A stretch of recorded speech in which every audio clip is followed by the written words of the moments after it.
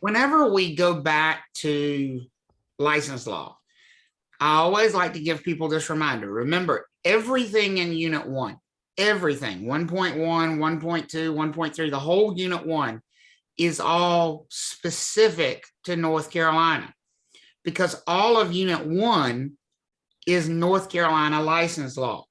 So everything that we're going to talk about for the rest of the afternoon today is going to be very specific to having a real estate license in North Carolina. This is not stuff that would be tested on the national section of the exam at all. So again, when you get to the end of the class and you're asking yourself, well, what do I need to study for the state section?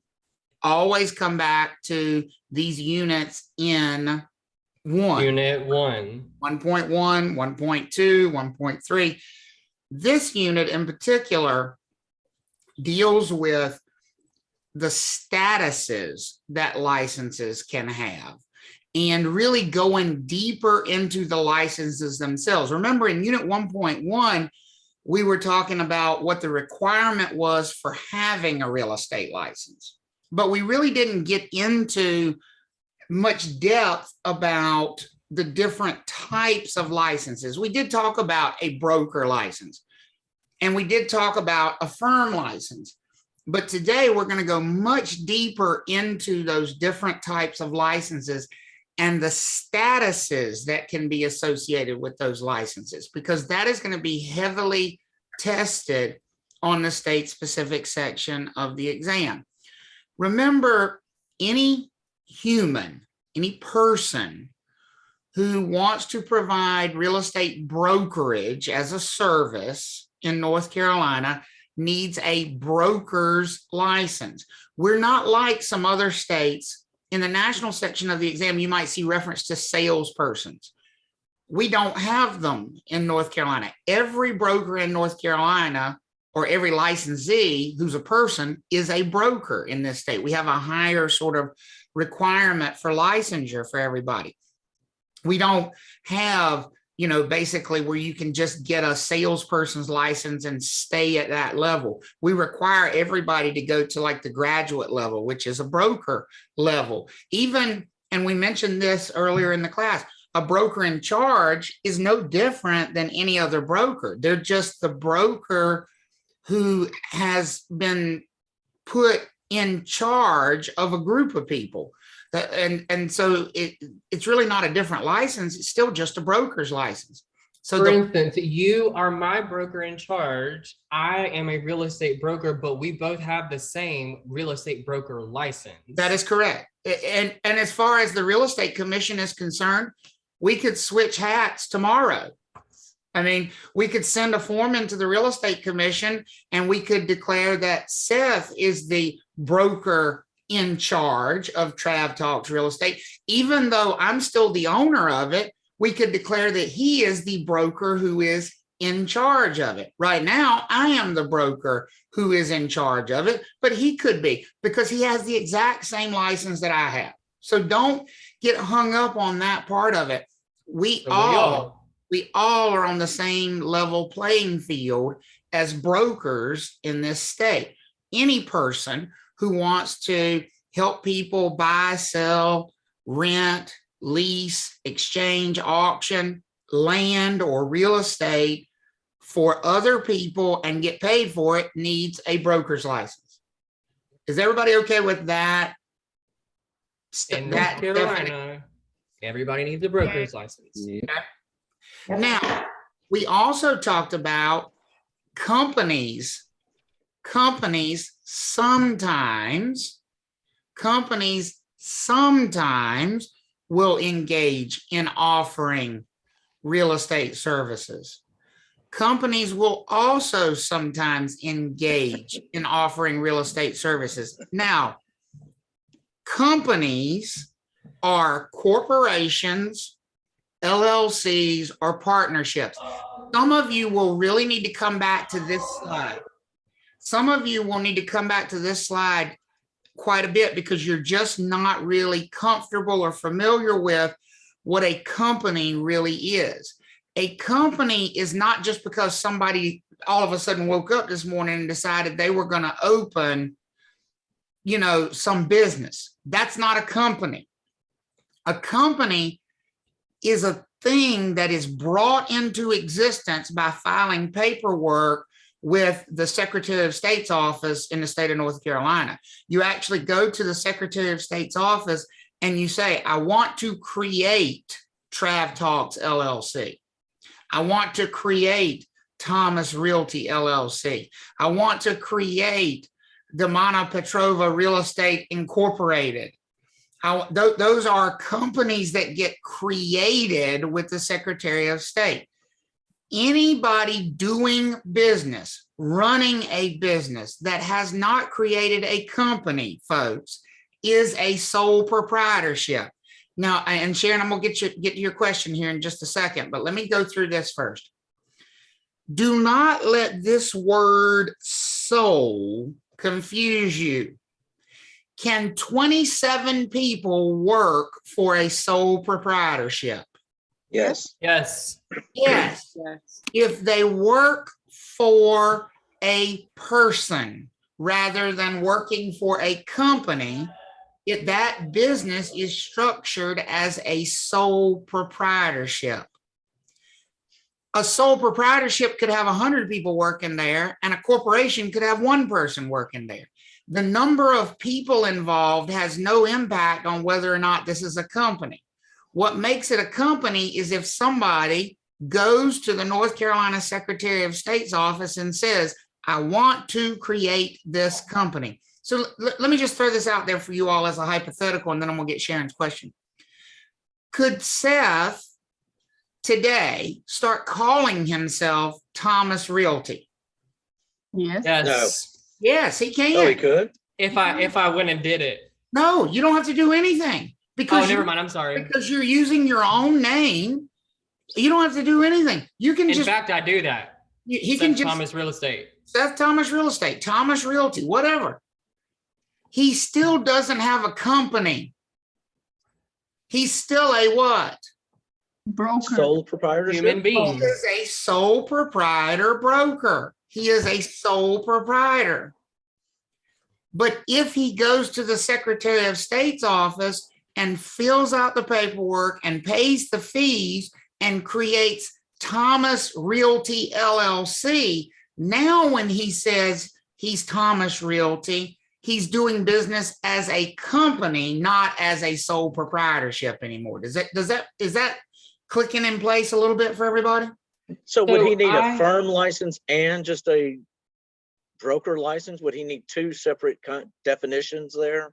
If he creates On the second route. on the second version, if he creates Thomas Realty LLC, then yes, Seth Thomas, the person, needs a broker license, and Thomas Realty LLC needs a firm license. In the first version, he only needs one license, his broker's license. So the first version that you said, sole proprietor, I am a sole proprietor as of right now in this Sure. moment in time. I could hire somebody and be their broker in charge as a sole proprietor. And still be a sole proprietor. Just because he's no longer working by himself, he's still a sole proprietor because he never created a company. That's On the creating on a the- company is not something you just do in your head. Creating a Right. company is going and filling out paperwork. Here's the thing, and maybe this will help you with it. When you create a company, folks, that company actually gets its own social security number.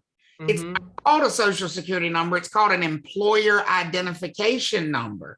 Yeah. But it is a number issued by the federal government. Just like your social security number identifies you as a human, that number identifies. And guess what? When you pay that company, you gotta log that payment according to their EIN, to their social security number, same way you do when you pay a person. So just on that same second note, on the flip side, on the second route, Travis is a broker who created a company, Trav Talks LLC. We both work for that LLC. But where was I going with that? But you are as a A sole business, proprietor who, a sole proprietor. I am not. but Because he could still hire people under that LLC. of course Just it making sure can. everybody knows that. There is Under no both, difference. right? There is no difference between me hiring people and Seth hiring people, except if I hire people, they won't work for me. If I hire people, I'm hiring them on behalf of my what? Company. My company. So they don't work for me. Seth does not work for me. Seth works for Trav Talks LLC. But if Seth were to hire somebody, who would they work for? Under him. Themselves. Silly Eilish. They would work for Seth Thomas. And that's the difference between a sole proprietorship and a company. Now, Sharon, Right. And one last thing. I'm so sorry, Sharon. I know you have been waiting. I just wanted to say, because I know Christina had asked in the chat, and I think it'd be good for everybody to hear. Everybody who's a broker and hasn't created a company is essentially a sole proprietor. that's exactly right. The minute you get a broker's license, you are a sole proprietor. Until you decide to structure yourself otherwise, you are. So when you go into business for yourself, you start as a what every single time? Sole proprietor. As a sole proprietor. You can stay a sole proprietor. Could a sole proprietor have 32 agents working under them? Yes. Yes. Yes. Now, Sharita just asked the magic question. Sharita said, so when getting a commission check, could it be in Seth's name or Thomas Realty's name? That depends on whether he is a sole proprietor or a company. Right now, how do his commission checks read? Seth Thomas or Thomas Realty? Seth Seth Thomas. Thomas. Seth Thomas, because he has never created a company named Thomas Realty. He hasn't gotten a social security number assigned to Thomas Realty. So Thomas Realty can't be paid. He can call himself Thomas Realty all he wants to, but when the checks come in, they're payable to what? Seth Seth Thomas. Thomas. The difference between Seth and me is if you were going to pay me a commission, you would not put my name on the check. You would put what name on the check for me? Trav Talks. Trav Talks LLC. Trav Talks LLC. By the end of this class, I'm gonna have an LLC. Mark my Okay. words. So now, Sharon, you were patient. You had a question. What Yes. help you with? Yeah, I actually had a question regarding this actually. So I think so. Say for example, my husband and I, like, we own so properties, and we are planning to extend it. So I was talking to me about creating an LLC. So in that case, do we need a farm license for our, like, the property? Like, you know, what I'm trying to say, like, if we create an LLC in that case. So Sharon, Sharon, I'm going to interrupt you. If you are creating an LLC that is going to provide real estate services to other people, then you will need a firm license for that LLC. It is as simple as that. You need to start applying that rule to that question for yourself. If you're creating an LLC, I'm going to say it again, that's going to provide real estate services to others other than the LLC and be paid for it, then that LLC will need a firm license. So this kind of just struck my mind. Think of a sole proprietor as somebody with a heartbeat, and then your firms is like artificial intelligence. That's it. That's exactly right. Firms exist only on paper. Companies exist only on paper. Brokers, sole proprietors have a heartbeat. So the firms need the firm license, but sole proprietors, they just need broker license. I did see in the chat that somebody said, but if you work for a firm, the commission check would be in the company.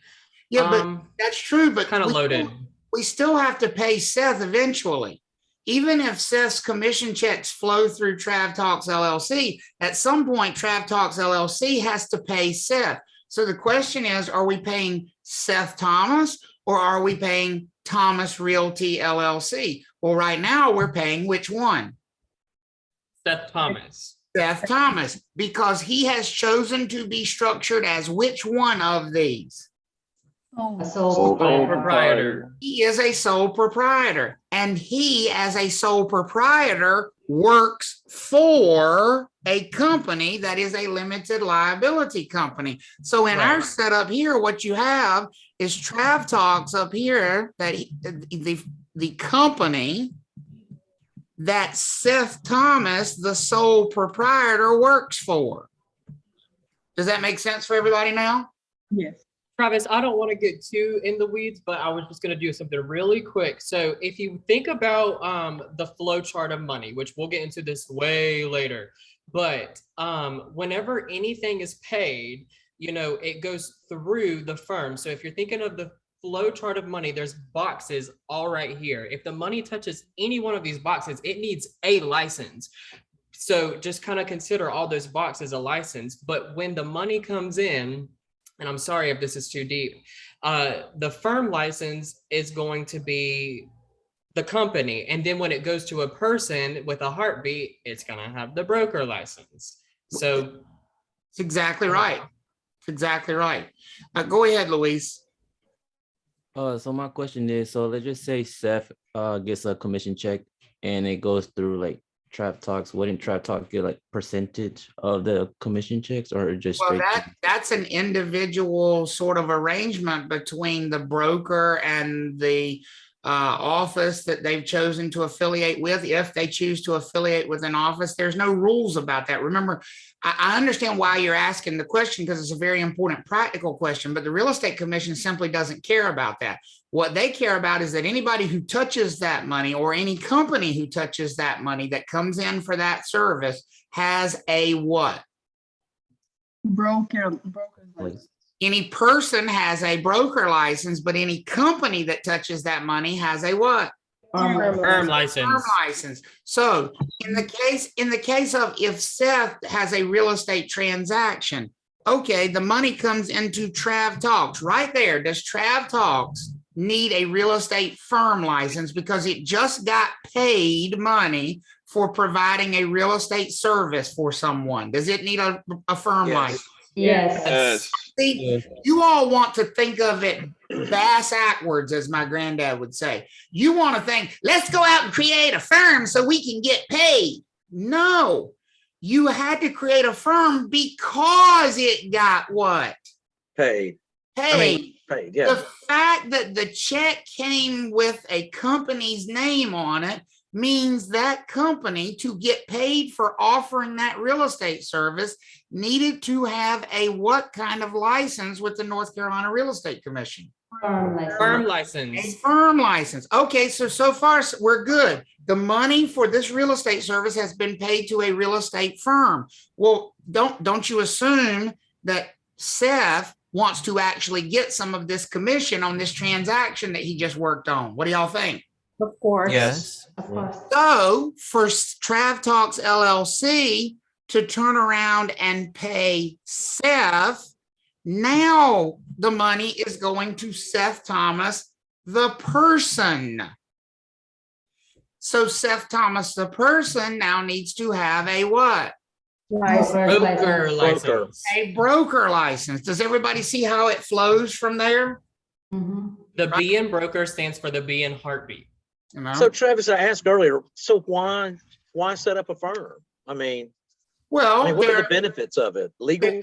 are legal benefits because of liability purposes. For example, if Seth screws up a transaction, are they suing me or are they suing my company? Your The company. company. Company. My company. Which Less would I rather? liability. Which would I rather have? Me personally being sued because Seth works for me personally, or would I rather them sue my company? I would rather neither happen, but I can't keep that from happening. Which one is less liability for me personally?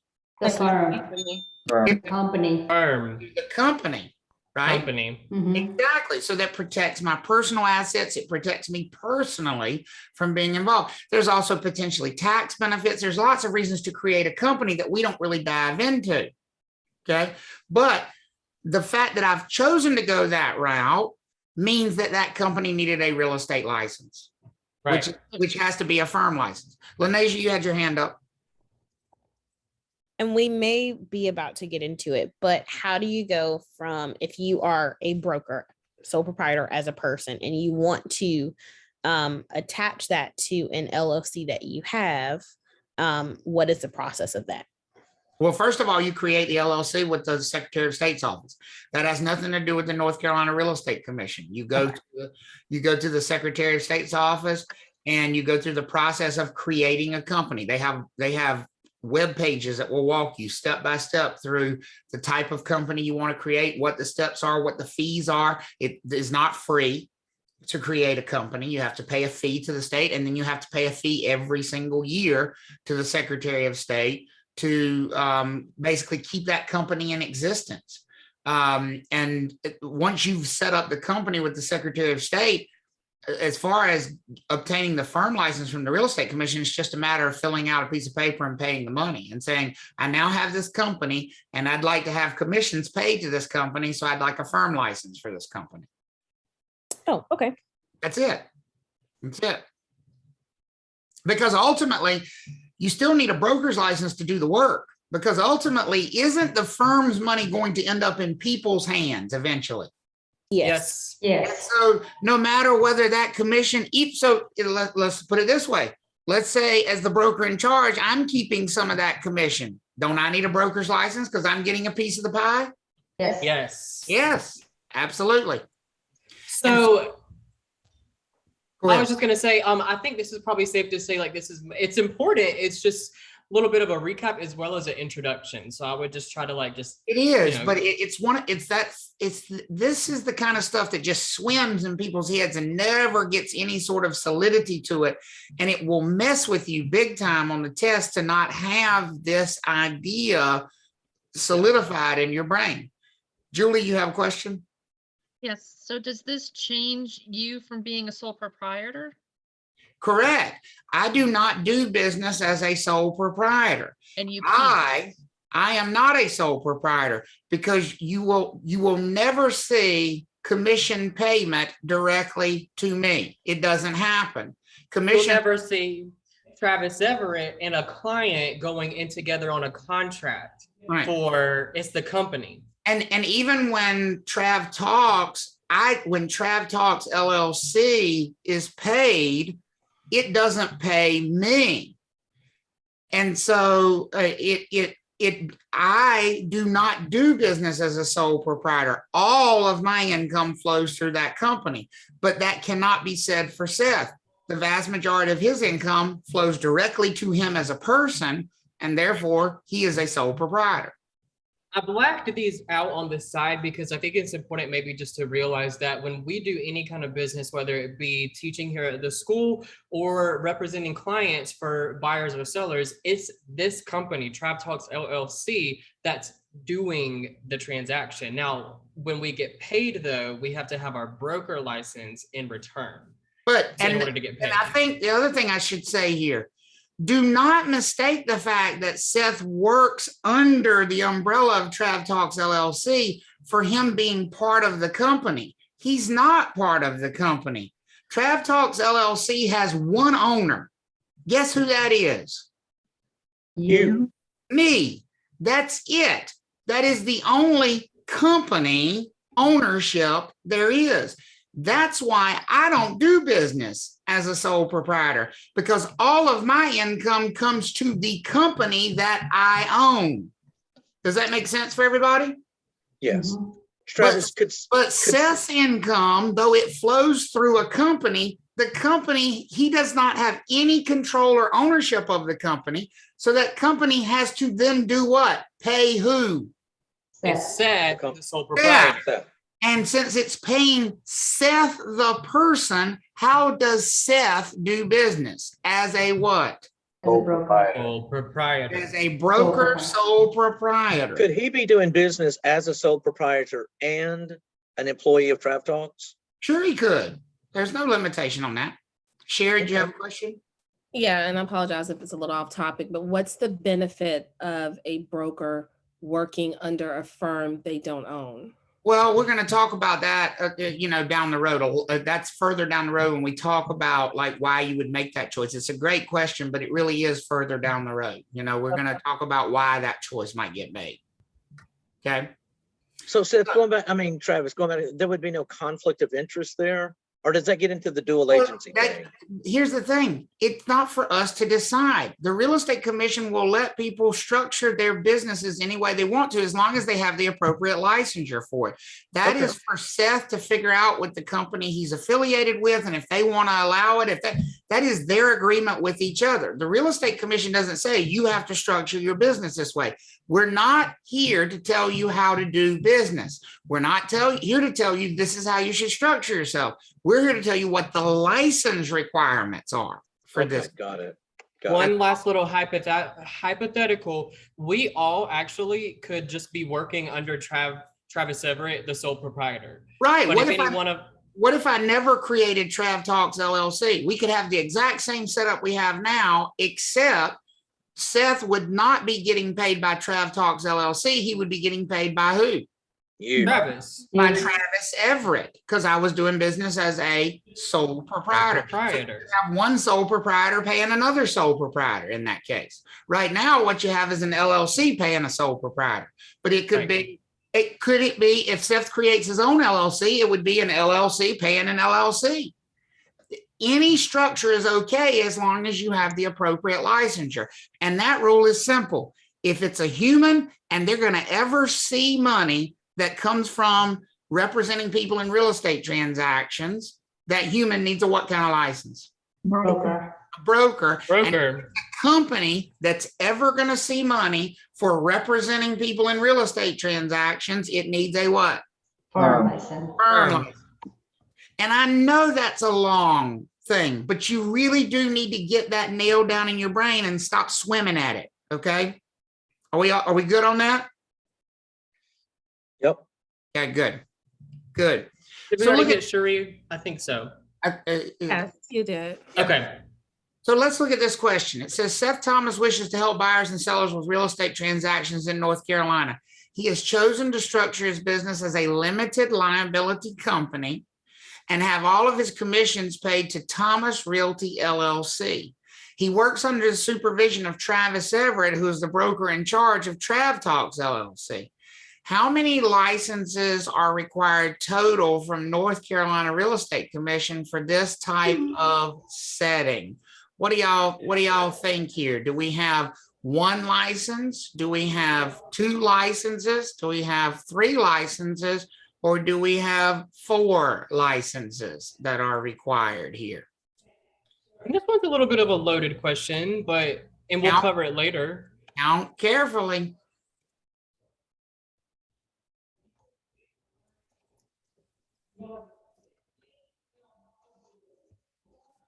Oh.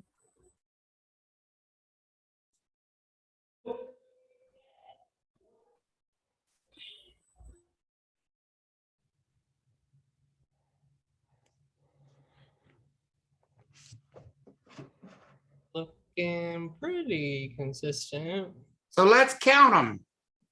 Seth Thomas wishes to help buyers and sellers with real estate transactions in North Carolina. Is it fair to say that's license number 1 right there? Yes. There's Yes, license number 1. He has chosen to structure his business as a limited liability company and have all of his commissions paid to Thomas Realty LLC. Is it fair to say there's license number 2? Yes. Yep. He works under the supervision of Travis Everett, who is the broker in charge. Is it fair to say that's license number 3. 3. Of Trav Talks LLC? Is it fair to say that's license number 4? 4. 4 licenses. 2 brokers, 2 firms. 2 brokers, 2 firms. Yep. Is everybody seeing that now? Yes. Okay. Everybody in that chain or every company in that chain has to have licensure. Yep. Now, before we go any further, I want to give you a little bit of a visual representation here for just a second. when we have licensure, it comes in two types. What are those two types? Broker and a firm. Broker Firm. firm. Broker, firm. And each one of those can have three different statuses. And so what we're about to do now is talk about those three different statuses. Each one of those can be active, inactive, or expired. While you're writing that, this should be a connection that you're making to unit 1.1. Unit 1.1 says who needs a license? Persons or entities, companies who are doing real estate or others for compensation. So the North Carolina Real Estate Commission says if this person or company is getting paid, it needs one of these licenses. So everything that we're about to talk about in the next few slides applies to both broker licenses and firm licenses. In other words, when I say active status, a firm can have active status or a broker can have active status. When I say inactive status, a firm can have inactive status or a broker can have inactive status. When I say expired status, a firm can have an expired status or a broker can have an expired status. Are we all good with that? Yep. And here's the thing, only one of these folks is where either a broker or a firm want to be. Which status do you think brokers and firms want to stay in? Active. Active status. These brokers and firms want to stay. It's funny that we both chose green. These Right. brokers and firms want to stay in an active status because, and are we ready for me to take this away? Because I can't get these drawings back once I go to a blank screen like this. Once I go back to the slides, are y'all good?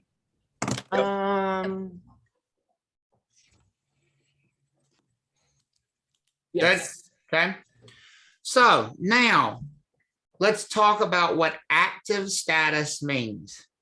Active status for either a broker or a firm is the only licensed status that allows the licensee to be paid for services. It is the only licensed status that allows the licensee to perform services for which they will be paid. Let me be clear. Any licensee, broker or firm, who does work for a client while they are not on active status has violated North Carolina license law. That's going to come up in the test for sure. Anybody, broker or firm, who does work at all for any client and while they are on any status other than active is in violation of license law, and they can lose their license because of it. They can be disciplined because of it. That is a clear violation of the license law in North Carolina. So if you're going to be working for a client, providing real estate services, what status had your license better be in before you pick up the phone, before you send an email, before you show that house, before you do anything? Active. Active. Does that make sense for everybody? Yes. Okay. So you can only be compensated for work that you do while you are on active status. You can actually get paid when you're not active. That's legal. As long, and this is where you really got to pay attention. I'm not saying it matters what status you're on when you get paid. It doesn't. Nobody cares what status you're on when you get the money. We care what your status is when you do the work. Can somebody get paid who has an expired license? Yes. Yes. Yeah. As long as they're being paid for work they did while they were what? Active. Active. Can somebody be paid when they're on inactive status? No. Yes. Yes. they can. Yes. as long as they're being paid for work that was done when they were on what? Active status. Active status. But it also works the other way, folks. Let me give you what I mean when it works the other way. I had someone recently take a class and they said to me during class, yeah, I got to get my license back active. I've got a closing next week. I said, excuse me? They said, oh yeah, I've got one that's supposed to close next week and I need to get my license back active before it closes. I said, When did your license go inactive? I said, you can't get paid on that transaction. They said, I know I can't get paid right now. That's why I've got to get my license back active. I said, dear heart, you get your license active all you want to, but you can't get paid for this transaction because you did the work when you were what? Illegally Inactive. working, Inactive. inactive. Not active. You were working illegally. You can't fix that. You can't put that toothpaste back in the tube. You can get active now, but you're still not eligible to be paid for work. And Louise is exactly right. Don't you think the real estate commission can look at the date on that contract and see, well, hell, now here's Matthew's name on this contract back in December, except he wasn't active in December. You know? So it would completely nullify that whole transaction.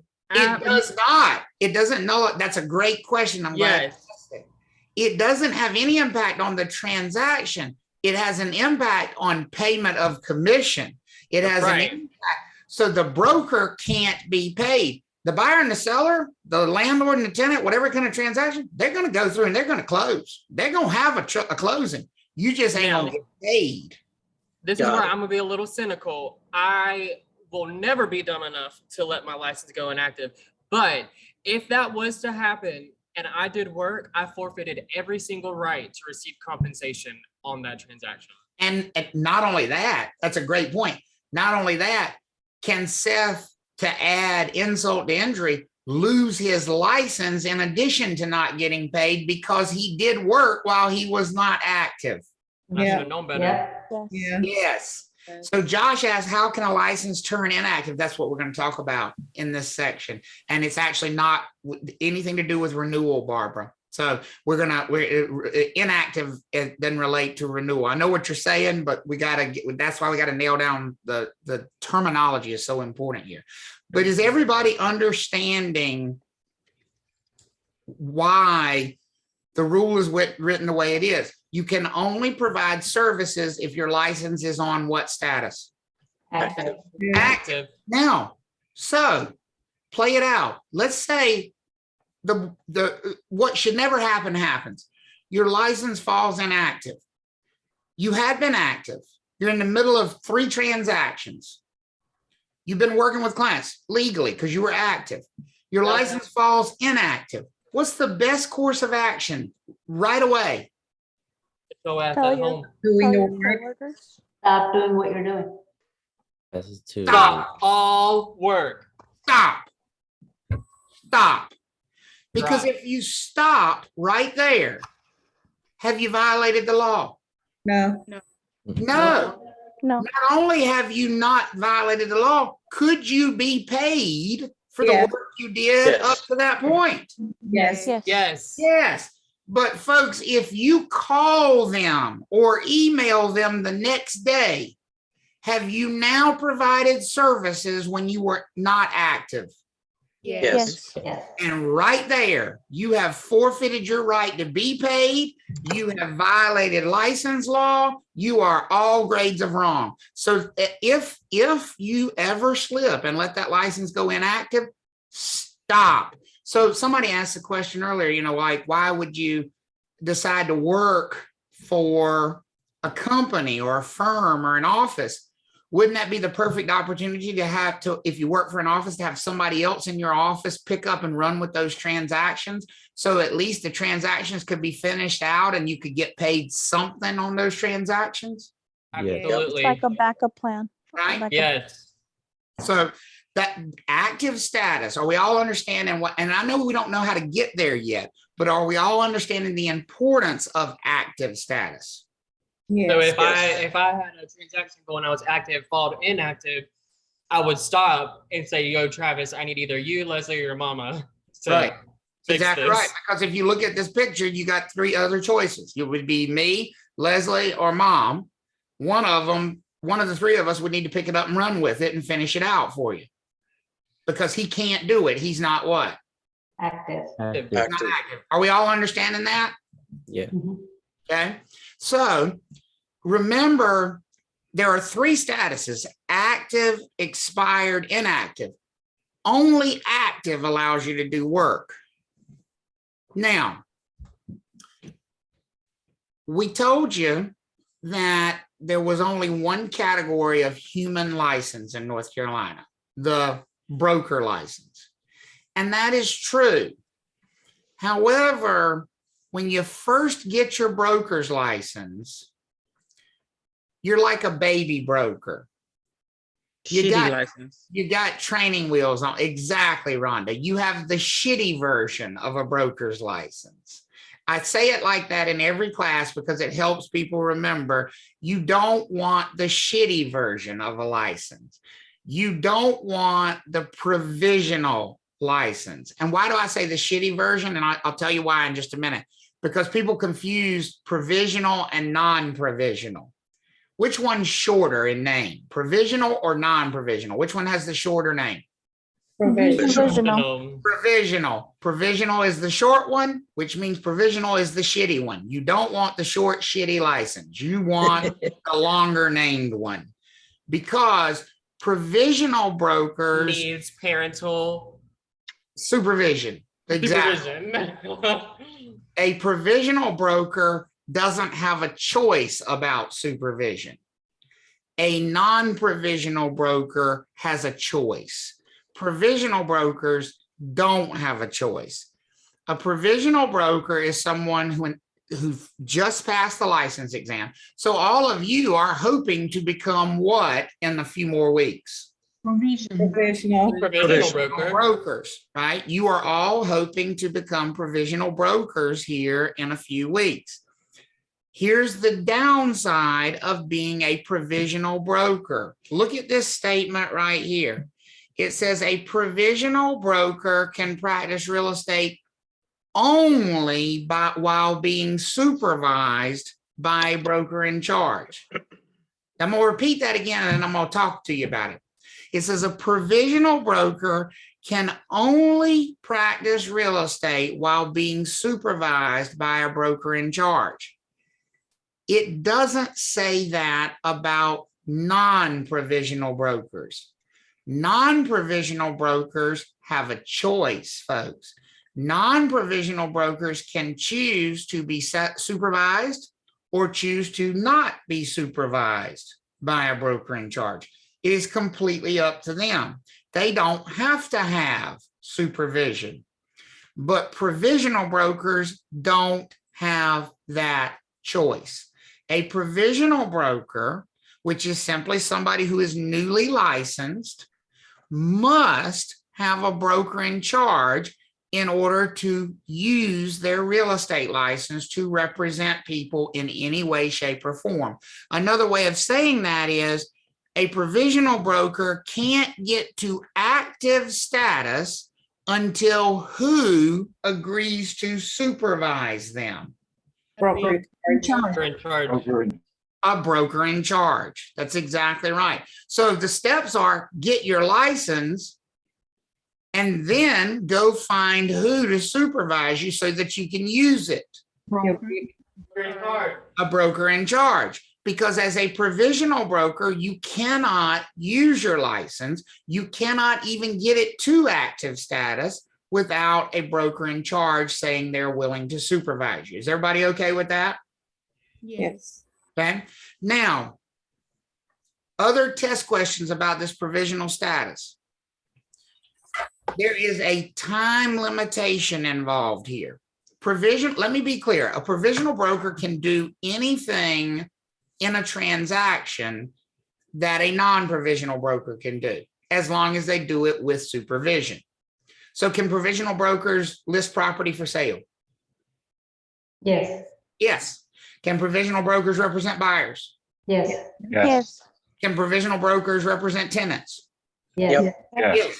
As long as they have a broker in charge supervising them. Everybody good with that? Yes. Yep.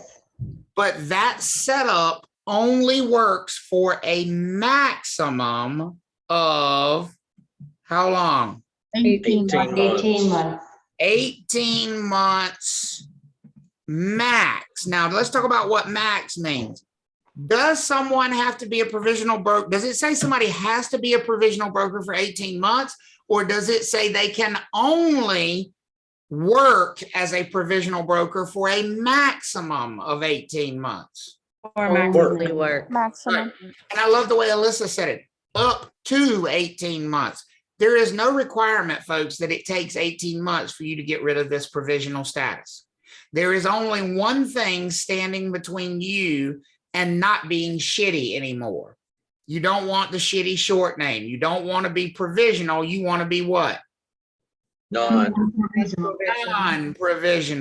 And the only thing that stands between you and being non-provisional is classes called post-licensing classes. Post-licensing just means after you're licensed. So when can you start taking post-licensing classes? The second you get your license. The second you get your license. That is exactly right. As soon as you have your real estate license, you can begin to take these post-licensing classes. There are 90 hours total. We're going to talk about how they're divided up. It's 3 classes, 30 hours each, but you can start them right away. There's no requirement that you wait. And when you finish them, you will no longer be provisional. So one of the things that they like to ask you on the test, what status would a newly licensed provisional broker have who doesn't have a broker in charge? In other words, as soon when your license is issued, when you first get it, what status would it be on? Well, it can't be active. It can't be active, right? Because you don't have what? A broker. A BIC. Broker in charge. Inactive. It can't be expired. You literally just what? Got it. Got him. Got it. So what status are you left with for a newly licensed broker who doesn't have a provisional broker, who doesn't have a broker in charge? Inactive. Inactive, which means they have a license, but they cannot use it. Christina, you had a question? Yes, so I think that is what you're explaining, but let me just get that straight so I can I make sure that I'm understanding it. So after you finish the class and then you got your license, and then you can take the 90 hours without having the BIC? Correct. There's no requirement that you work for a BIC to start to take the 90 hours. You just can't start to work for clients without a BIC. Oh, so I'm still inactive still then until I get under the BIC. Correct. Okay, all right. Thank you. Right? Because as long as you have a provisional broker's license and you don't have a BIC, there's only one status you can be in, which is what? Inactive. Inactive. But you can also start working under a BIC, making money while taking the classes. Yes, absolutely. Yes. Okay. Absolutely. That's your choice. Some people start immediately before they find a BIC. Some wait and find a BIC and go to work first. Completely your choice. The only thing that's not your choice is you can only work and still be provisional for a maximum of how long? 18 months. Up to 18 months. Up to 18 months. When you hit that 18-month deadline, your BIC can't help you anymore unless you have finished your post-licensing courses. You would not be active any longer because you can only be active as a provisional broker for a maximum of 18 months. You've got to get rid of that provisional status. Otherwise, you won't be active any longer. So at that point, you would go to inactive. You would go to inactive. That's And exactly. just have to do your continuing education. Okay. Cherie, what was your question? So is there another state test after post licensing? Are you asking if the post licensing classes themselves have exams in the class? There's not a licensing exam after the post class. Okay. But the Okay. classes themselves have tests, but don't stress about those. Trust me. I mean, I want you to imagine a 30-question test, and 5 minutes before you take the test, the instructor gives you 30 bullet points to review. Oh my God, it is so hard. I mean, if you can't pass a post licensing test, we really are going to like hold a mirror in front of your face and make sure you still have a pulse. Okay. Hey, Travis, It's easy. Yes. but I could get my post licensing without having ever worked or being under another broker in charge. That is correct. There is no requirement that you ever go to work for a broker in charge to take your post licensing. That is completely your choice, which route you take. You can go and do your post licensing. And remember, we said, once you've completed post licensing, you are a what kind of broker, folks? Provisional. Non-provisional. You are a non-provisional broker. Oh, and no. that's going to open up the choice of whether or not you're supervised, right? At that point, you'll have a choice of whether or not you'll be supervised. So it's really whatever path you want to take. Jessica, I think you were next. I'm sorry, Jennifer, I'm sorry if you were first. I don't know which one it was, but I'm gonna go with Jessica. So just quick question, when you say it's a provisional broker's license, will you have to be supervised by the BIC? Will they literally have to go with you? Will you have to be supervised like on walkthroughs or? That is up to the broker in charge. Here's what the Real Estate Commission says. You're responsible. Gotcha. So that BIC has to decide what that means to them. Some BICs are going to be much more involved with that supervision than others will be. That'll be their choice. But the Real Estate Commission is going to hold them responsible. So if they let you just run off on your own and you screw it up, they're going to be held responsible for you screwing it up. So it's really their choice. So having that provisional license, you can't just go, you can't start getting paid. You can't be a sole proprietor and start getting paid. You're still a sole Yeah, immediately. You're still a sole proprietor. Sole proprietor does not mean you work by yourself for yourself. Sole proprietor means your money, when it comes to you eventually, wherever it comes from, has your name on the check. If you don't have a company that you created. So yes, you would absolutely be a sole proprietor as a provisional broker, but you can't work alone. You have to work under the supervision of a broker in charge. Got it. Jennifer? Travis. Let me get Jennifer. She was her hand up next. Yes, my question was, I already know like what firm I'm going to be working for. Now, is that process of like sending the form in, is that like a long process or is it just like it's instant? form in? It's instant. Okay. All right, thank you. As soon as you send it in, as soon as you have your license number, you can send the form in, you can start working the next day. Yep. I know Matthew has his hand raised. We'll get Just you, Marion. Out of curiosity, are there incentives or anything to go from a provisional to a non-provisional quicker? Like anything to do with like taxes or anything like that, or does it really matter? Nothing to do with taxes, but I will tell you that some offices pay higher commission splits to non-provisional brokers than provisional brokers. So that would be something you would determine based on what broker in charge you go to work for. Some of them, because they're having to be more involved with you when you're a provisional broker, will give you less of the money from a transaction. So that might be an incentive to go ahead and get it done.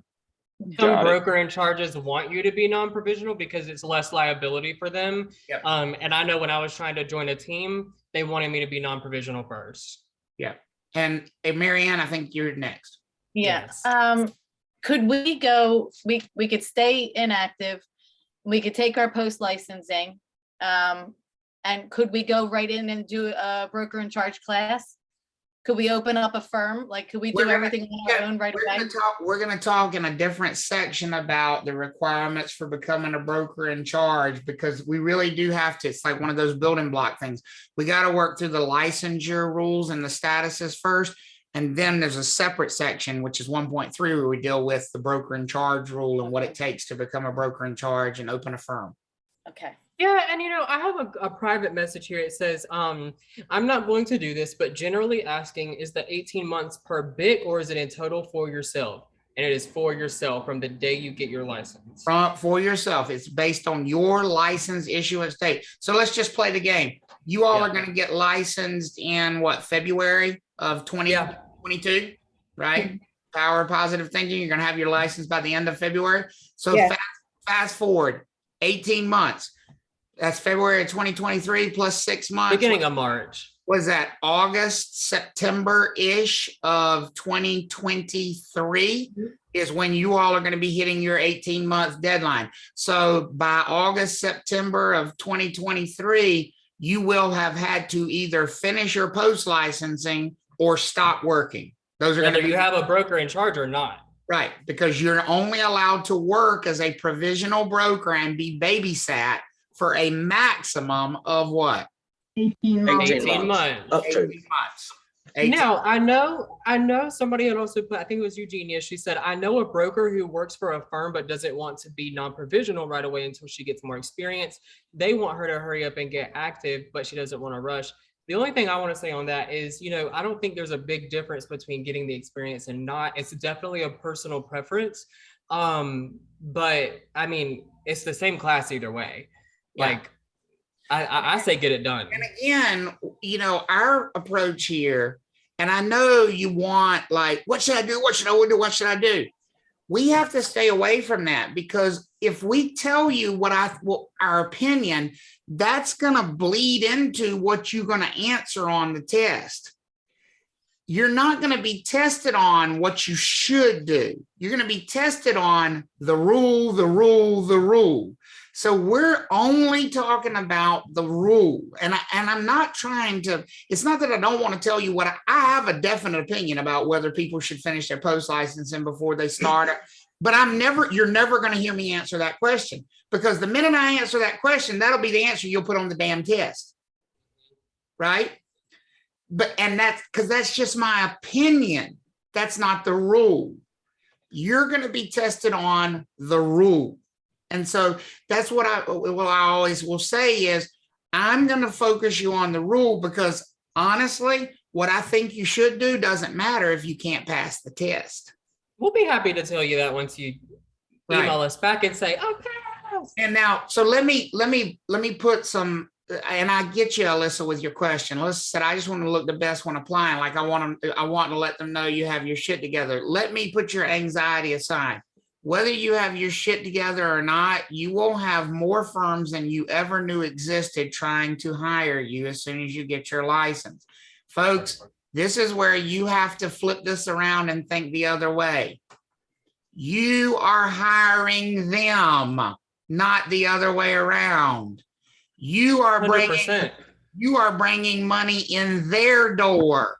They wouldn't be in business if it wasn't for you. That's exactly right. They're not paying you. You're bringing money into them. As a matter of fact, you're probably going to be writing them a check every month. And so they're going to be clamoring for you. You don't have to worry about that. What you have to worry about is making sure you choose wisely and find the one that's going to give you the best chance to be successful. Yeah, I get what the structure is, but the reality is they work for you. Absolutely. Because you control that dynamic. You're going to be the one. Here's how you know who's in charge. Who says yes? And it won't be the firm saying yes. It'll be you saying yes. Because when you walk in the door, they're going to be like, here's why you should come join us. They're not going to say, tell us why we should hire you. They're going to say, here's why you should join us. So who's really in control there, folks? You are. You are. You are. Yeah, and and I'm sure Christina's not the only one thinking this. She says, so which one will benefit us, big or small? Personal preference. That's the best thing about this business. It is your business. Different people, some people love McDonald's. And some people would never eat at a McDonald's. They want a little locally owned hamburger shop. You're going to have to figure out what you're looking for, and that's the hard part, quite honestly. Get your license, reach back out. We will talk to you all day. Yeah, exactly. Right now, we're talking about the rules. And I hope you will bear with us on that, because I find that's really necessary so that you don't get garbage mangled up. You got to be able to answer these questions because they're going to test you on the rules, right? So how do we get rid of this provisional status? Remember, this shitty status, we got to get rid of it. There are 3 individual post-licensing classes. Now, I want to point something out to you. Everybody needs to tune me in right here. I mean, I hope you got me tuned in most of the time anyway, but I get it. It's hard to like zone in on every word. But this next thing I'm going to say is super important. Do not think that post-licensing is a synonym of continuing education. They are not the same thing. They are 2 entirely different classes. What I'm saying about post-licensing does not apply to continuing education. And what we say about continuing education does not apply to post-licensing. Is everybody clear on that? They are completely separate and different things. It's not like real estate and real property where you can just use the same words and they mean the same thing. They're 2 different things. So these are the post-licensing rules, okay? It is very common, Travis, for people to always message back and be like, what do I need to take my CE for? And they're not even talking about CE. No, right. Or to say, well, does my CE count toward my post-license? And based on what I just said, what's the answer to that question, folks? No. No. Does post-licensing count towards CE? No. No. Different classes, different rules, different worlds. They have no relationship to one another. They're completely separate things. Okay. So 2 types of education. 2 different types of the only relationship they have, they're both education, but the rules are completely separate. Post-licensing consists of 3 individual classes that are 30 hours each. There is no specific order. Don't freak out on the test. You'll see them like they have numbers like post-licensing 301, 302, 303. Sometimes people freak out and say, well, it said they took 303 first and then 301. I didn't think you could do that. Yes, you can. You can take them in any order you want to. You can take them all at the same time if you want to. You can take as many as fast as you want to. If you want to be enrolled in 90 hours of post-licensing in 1 week, if you can find it like that, more power to you. So that being said, if the only thing it takes to get rid of provisional status is to finish the post-licensing, is there really any limitation to how fast you can get rid of it, or is it pretty much as fast as you want to do it? Fast as you want to do it. Fast as you want to do it, baby doll. You can get rid of this fast. We have people that do this in like 2-3 weeks with our school a lot of times. I mean, we have people that get their license. We have people, no kidding, I'm not even making this up. We have people who finish this class on December 20th who are not only already licensed, but are already non-provisional. They've taken the license exam, passed it, and they've finished all 3 of their post-licensing classes already.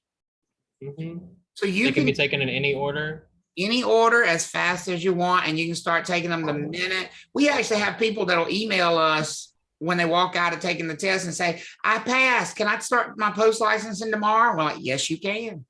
If that's what you want to do, you sure can. You sure can. I'm going to take some time off and go to Europe, though. Well, that's do it, brother. You can do that. I think that's a good idea too. So, you know, we give our students a discount when you come back. So just hit me up. Yep. Exactly, Kishana. Somebody from the last class already got it knocked out. They do. So somebody asked me a little bit earlier, if they don't take their post-licensing classes, do they need to retake pre-licensing? No. And that's a great question. I'm going to repeat it. The question was, if they don't take post-licensing, do you have to retake pre-licensing? The answer to that is no. The Real Estate Commission is not that cruel. You just have to stop using your license after a maximum of how long? What's the maximum amount of time you can use it as a provisional broker? 18 months. 18 months. So when 18 months are up, if you're still provisional, stop using your license because your license is going to go from active status to what? Inactive. Inactive status. So are you saying you can be provisional for as long as you want? You just can't work? That's exactly right. You could be provisional for 30 years if you want to, but you can't work as a provisional broker Or be 30 paid. right? Or get paid. You can only work as a provisional broker and get paid for a maximum of 18 months after you get your license. Everybody okay with that? Okay, good. So, as we said, provisional brokers, in order to be on active status, they must be supervised by a broker in charge who's agreed to take them on. That license comes inactive, and you have to get a BIC to say they're willing to supervise you. They can't say they're willing to supervise you until you have your license number. So maybe that'll help you when you think about it that way. They can't activate your license because you don't have a license number yet. So when you pass the test, you're waiting for the real estate commission to send you your license number so you can have a BIC say, I'm willing to supervise license number 249176. So that's, you got to wait, get the license, it's inactive. BIC says, I'm willing to supervise you. Then it goes to active status and you can start working. Everybody okay on that progression? Yes. Okay, good.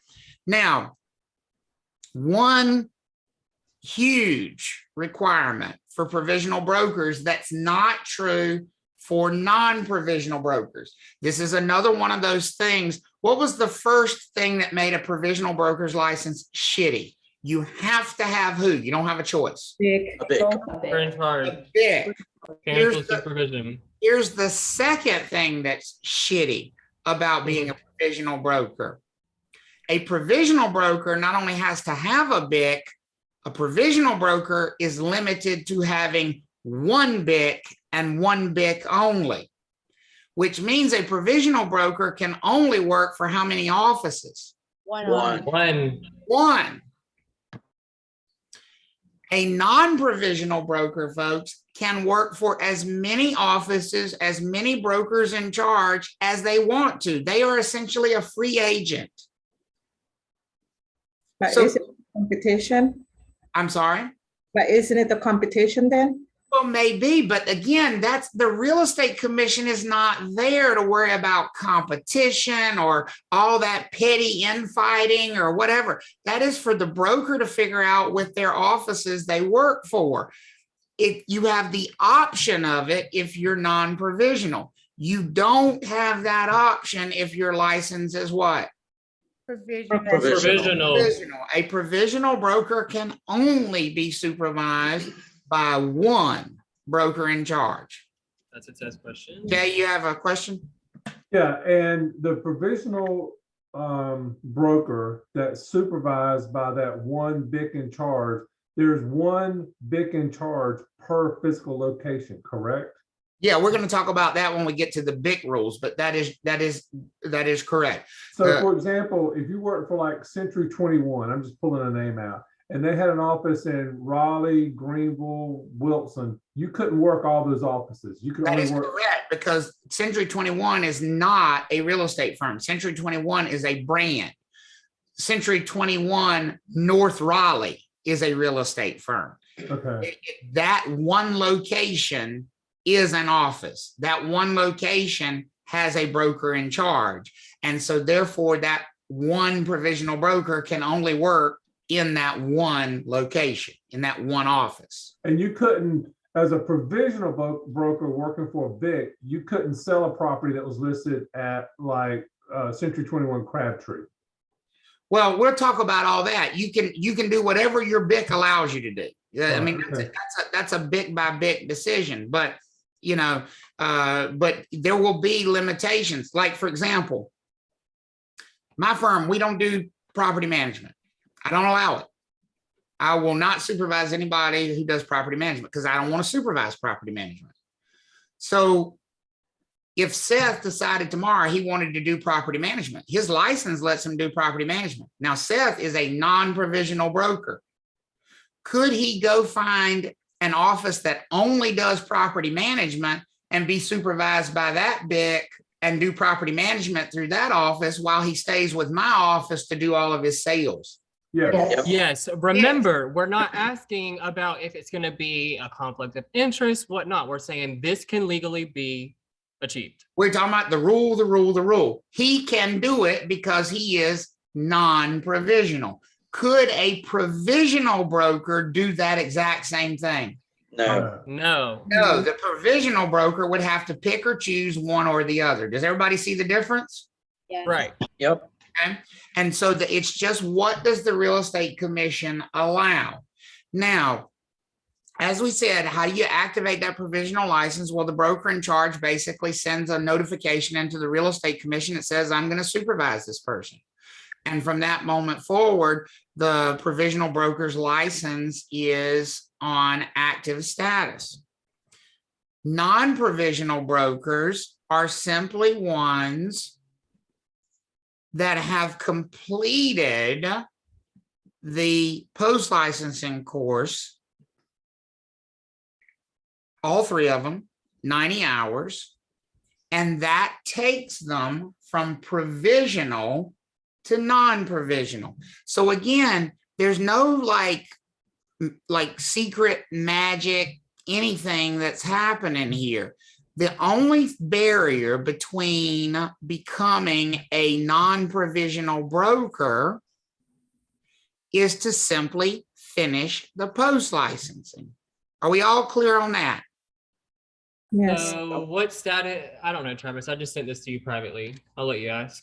So when a license is issued, when it is first issued, is it issued on provisional status or non-provisional status? Shitty. Provisional. Provisional. Is it issued on active status or inactive status? Inactive. Very good. So when a license first comes, it is provisional and inactive. Does that make sense for everybody? Yes. Question. If they affiliate with a broker in charge, it is still what? Provisional. Provisional. But active. active, which means they can begin work as long as they're being supervised by that broker in charge. You just got one test question right. There you go. There you go. So which of the following statements here is true of a provisional broker in North Carolina? A, provisional brokers receive their new license on active status. B, provisional brokers must complete all 90 hours of post-licensing education within the first 18 months after their license to keep the license. C, provisional brokers cannot begin to take post-licensing education until they've affiliated with a broker in charge. Or D, provisional brokers can become non-provisional brokers as quickly as they want to by completing 90 hours of post-licensing. Which one of those statements is true?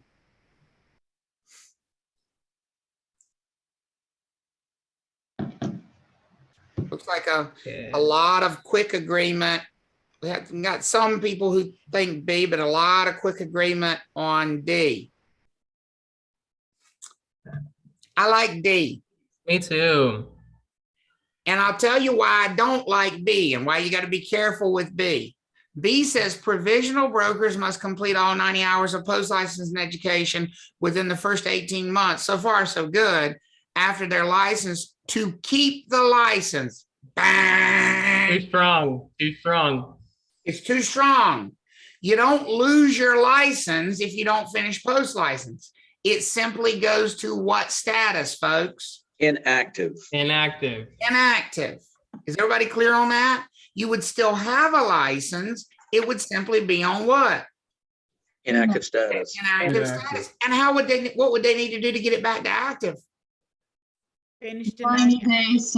Finish the 90 hours. Go, Michelle. Hours, so that they're no longer provisional. Because as long as they're no longer provisional, can they reactivate their license? So Travis, does the same thing hold true for a person who got their license, but they never worked under a BIC, but they did their post-licensing education? They would be provisional but inactive, correct? You said they never did post-licensing? You said they never worked under a BIC. No, I'm sorry, they never worked under BIC, but they did their post-licensing. If they did post-licensing, they're non-provisional. Right, but I'm sorry, non-provisional but inactive, right? That's correct. They're inactive, but they don't have to remain inactive. They can choose to activate themselves because they are non-provisional, right? So, Yes, I was just asking because I know someone that works for Bank of America and they can't do real estate. They have to, they can have their license, but they can't sell any real estate. It's a conflict of interest. Gotcha. Well, so they are non-provisional and inactive, but they're inactive by choice. The real estate commission is not telling them to be inactive. They're just inactive by choice because they have a license. They could activate at any time. Right. Okay. Okay. So Eddie asked, can he go directly into post licensing? Yes. Open a company and then get a firm license before you perform a transaction.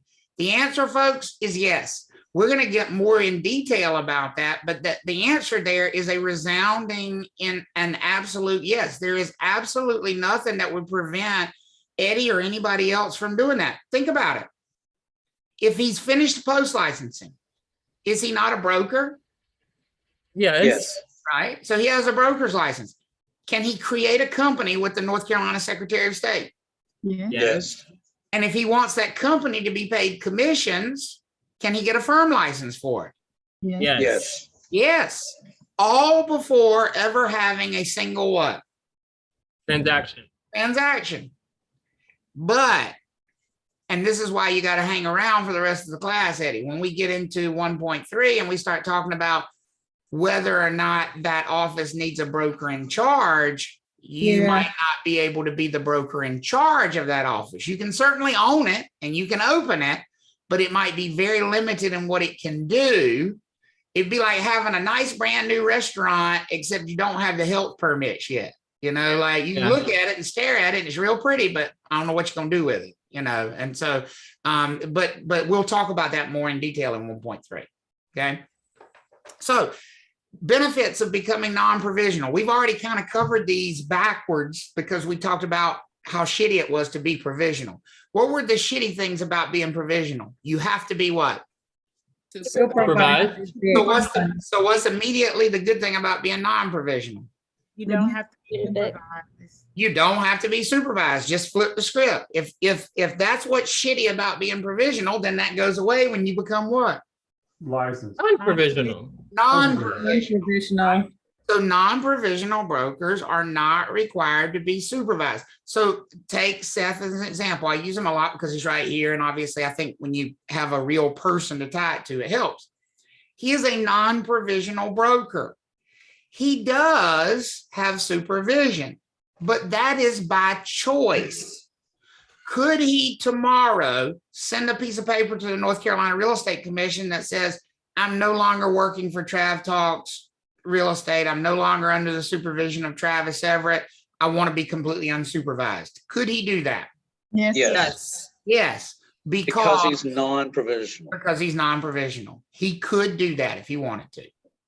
That is the biggest advantage to getting rid of the provisional status. What was the other thing that was shitty about having a provisional license? Only work for one firm. You were limited to only be able to work for one broker in charge, one office, one broker in charge. A non-provisional broker like Seth can work for as many as they want to. So like, let's talk about an example of why that might make sense. Okay, he works for a firm, which, you know, I happen to think it's a good firm, but here's the thing. Our firm, great. It's okay. Our firm does business in the Triangle and at Lake Gaston. We don't do business in Charlotte. We don't do business in Asheville. There are different multiple listing services in these different areas, and our firm is not a member of the Asheville multiple listing service or the Canopy multiple listing service in the Charlotte area. So if Seth all of a sudden decided he was going to be spending a lot of time in Charlotte, might he also want to be able to sell property in Charlotte? What do y'all think? Yes. Yes. And so would it potentially make sense for him to also find an office to affiliate with in the Charlotte area so that he would have a place to do business in that area as well? Yes. Yes. Absolutely, yes. And he has that flexibility once he is non-provisional. Well, So, and two, Travis, last year, if, Go ahead, Jay. I mean, Mark, I'm sorry. so if he decides to do that, the only time he'd need to let the real estate commission know anything is that if he has a BIC in Charlotte that he's going to be working for. That's If exactly he just right. goes down and starts working somewhere and he's not supervised, he don't need to let them know anything, right? That's correct. That's exactly right. But if he is going to go and work for another BIC that's in that area, or another BIC even in our area that does a different type of real estate or whatever, if he's going to be supervised by another office, he needs to let the real estate commission know. And listen, that's not capped at 2.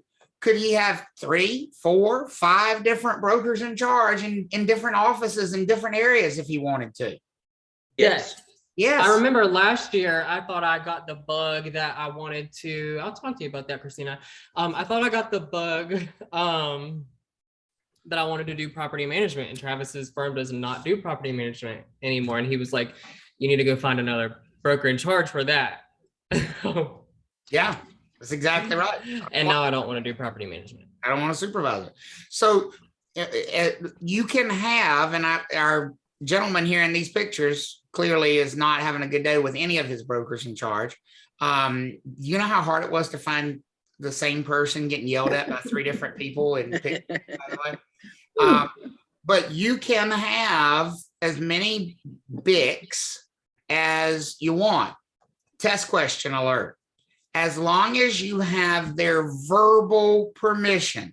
Shockingly, it does not require written permission from each one. They just have to be aware of each other verbally. So you have to make sure to go and talk to each one of your brokers in charge and get an understanding from them that they are okay with you affiliating with another office.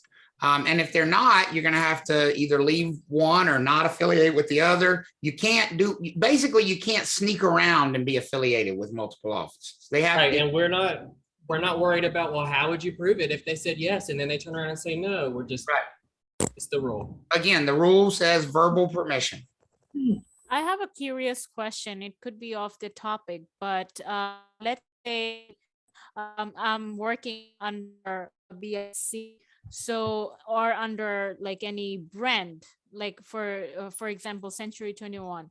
Is it commission based, or are there still a base salary? Like, how does it work? Again, Sharon, that's a question about how different businesses choose to operate. And that's beyond our scope in this class. That's an application type question, and every office is going to have a different setup about that. And I understand why you ask. It's natural to be curious about that, but that it's not something that's going to show up on a licensing exam, and it only will serve to confuse you. Now, basically, how this person gets compensated by this person is between the 2 of them, and how he gets compensated by this person in her office is between the 2 of them, and how he gets compensated by this person in her office is between the 2 of them. Could he have 3 different? Could he be getting, $25,000 base plus 50% of all sales with this one, while he's getting just a straight 75% of all sales with this one, and he's getting 90% of all his sales with this one? Could he have 3 different deals with the 3 different offices? yes. Yeah. The real estate commission doesn't care about any of that. That's for the individual broker to figure out what their individual offices. Yeah, everything that I've learned is that everything in real estate is totally up for negotiation. That's exactly right. The real estate commission is just here to put the framework in place to say, this guy better have a broker's license, and all these people better have broker's licenses.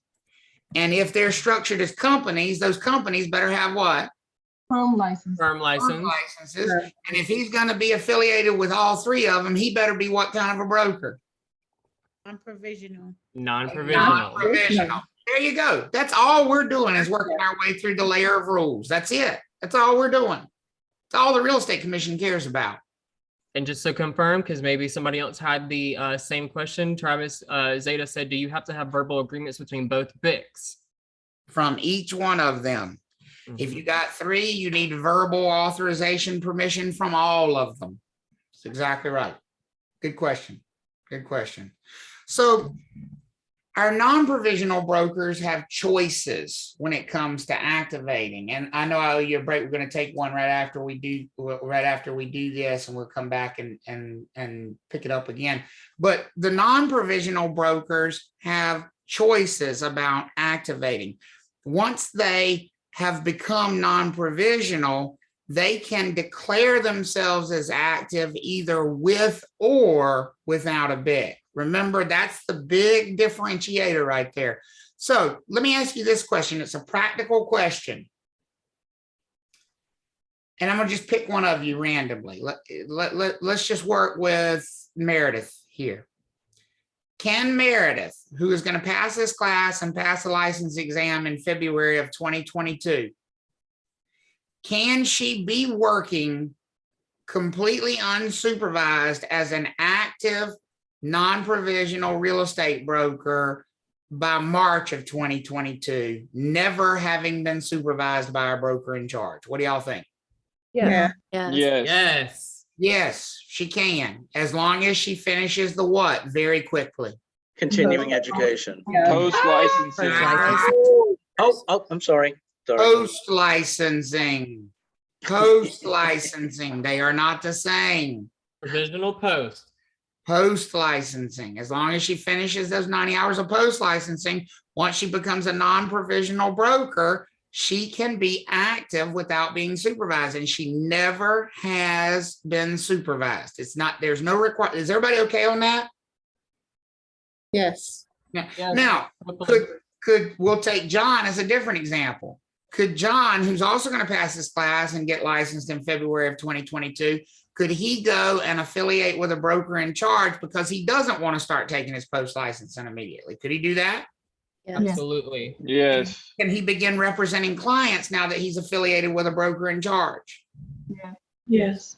Yes. Can he work all the way up until, like, say, May of next year and never take a post-licensing class? Yes. Yes. Yes. But will he eventually have to stop working if he doesn't take those post-licensing classes? Yes. Yes. When he hits what? 18 months. 18 months of being licensed. And his license will go to what status? Inactive. Inactive. Inactive.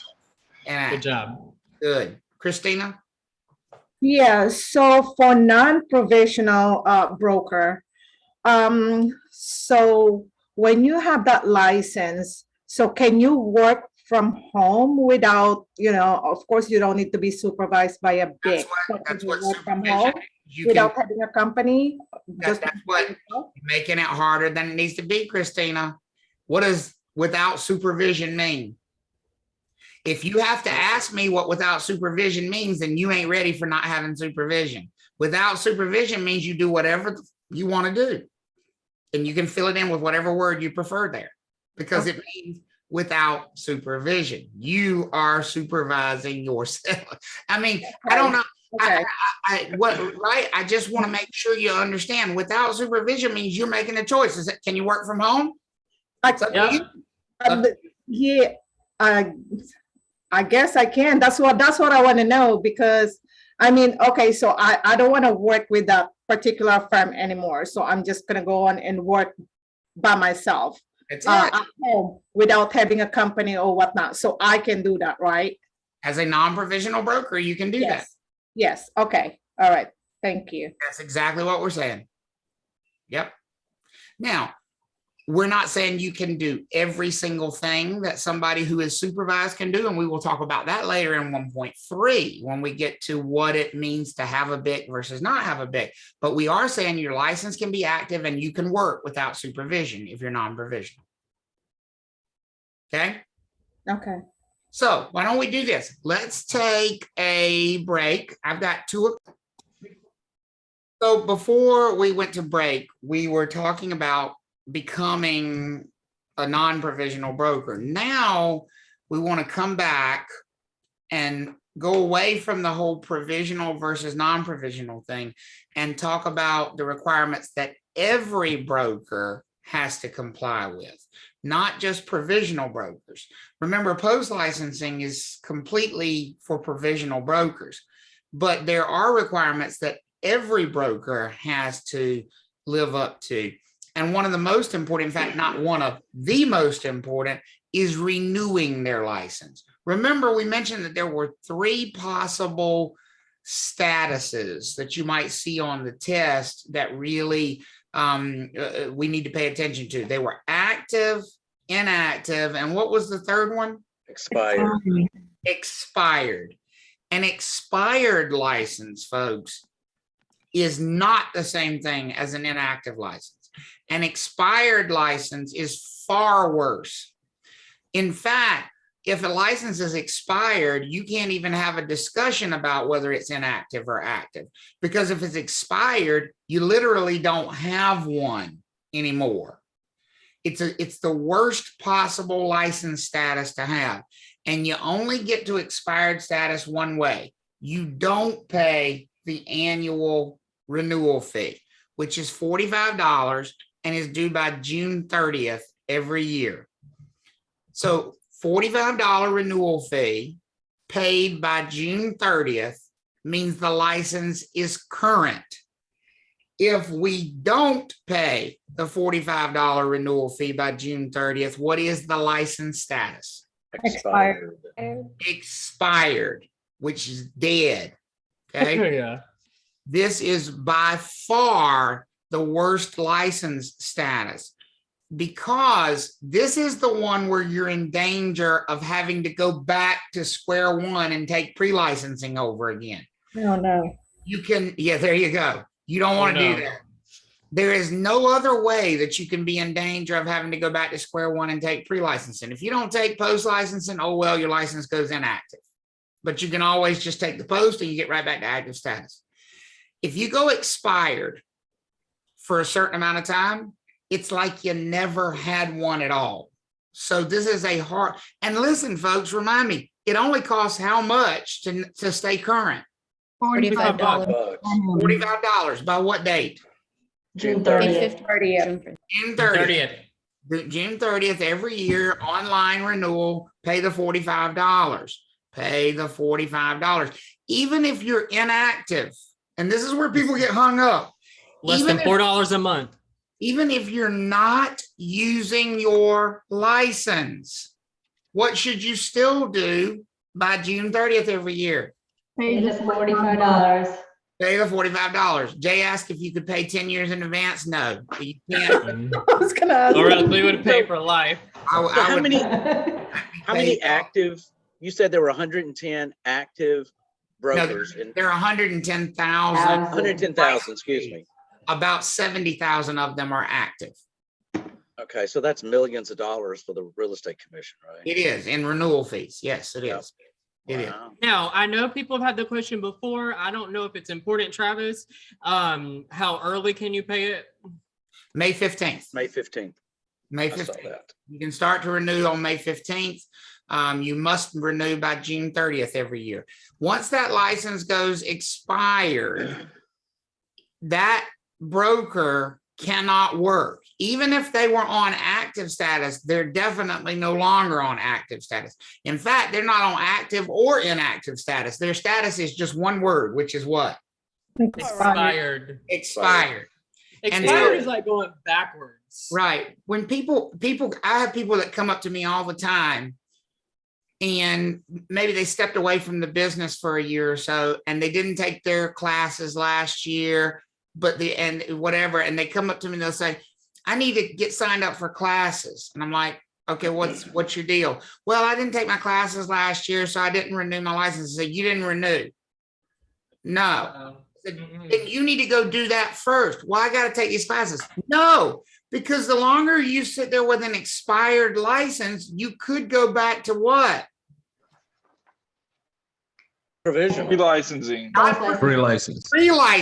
Pre-licensing. You could go all the way back to the beginning. Even if you haven't taken the classes that you need to get to active status, pay the renewal fee.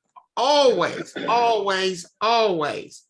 So if you want to take 10 years off, guess what you're going to still do for those 10 years?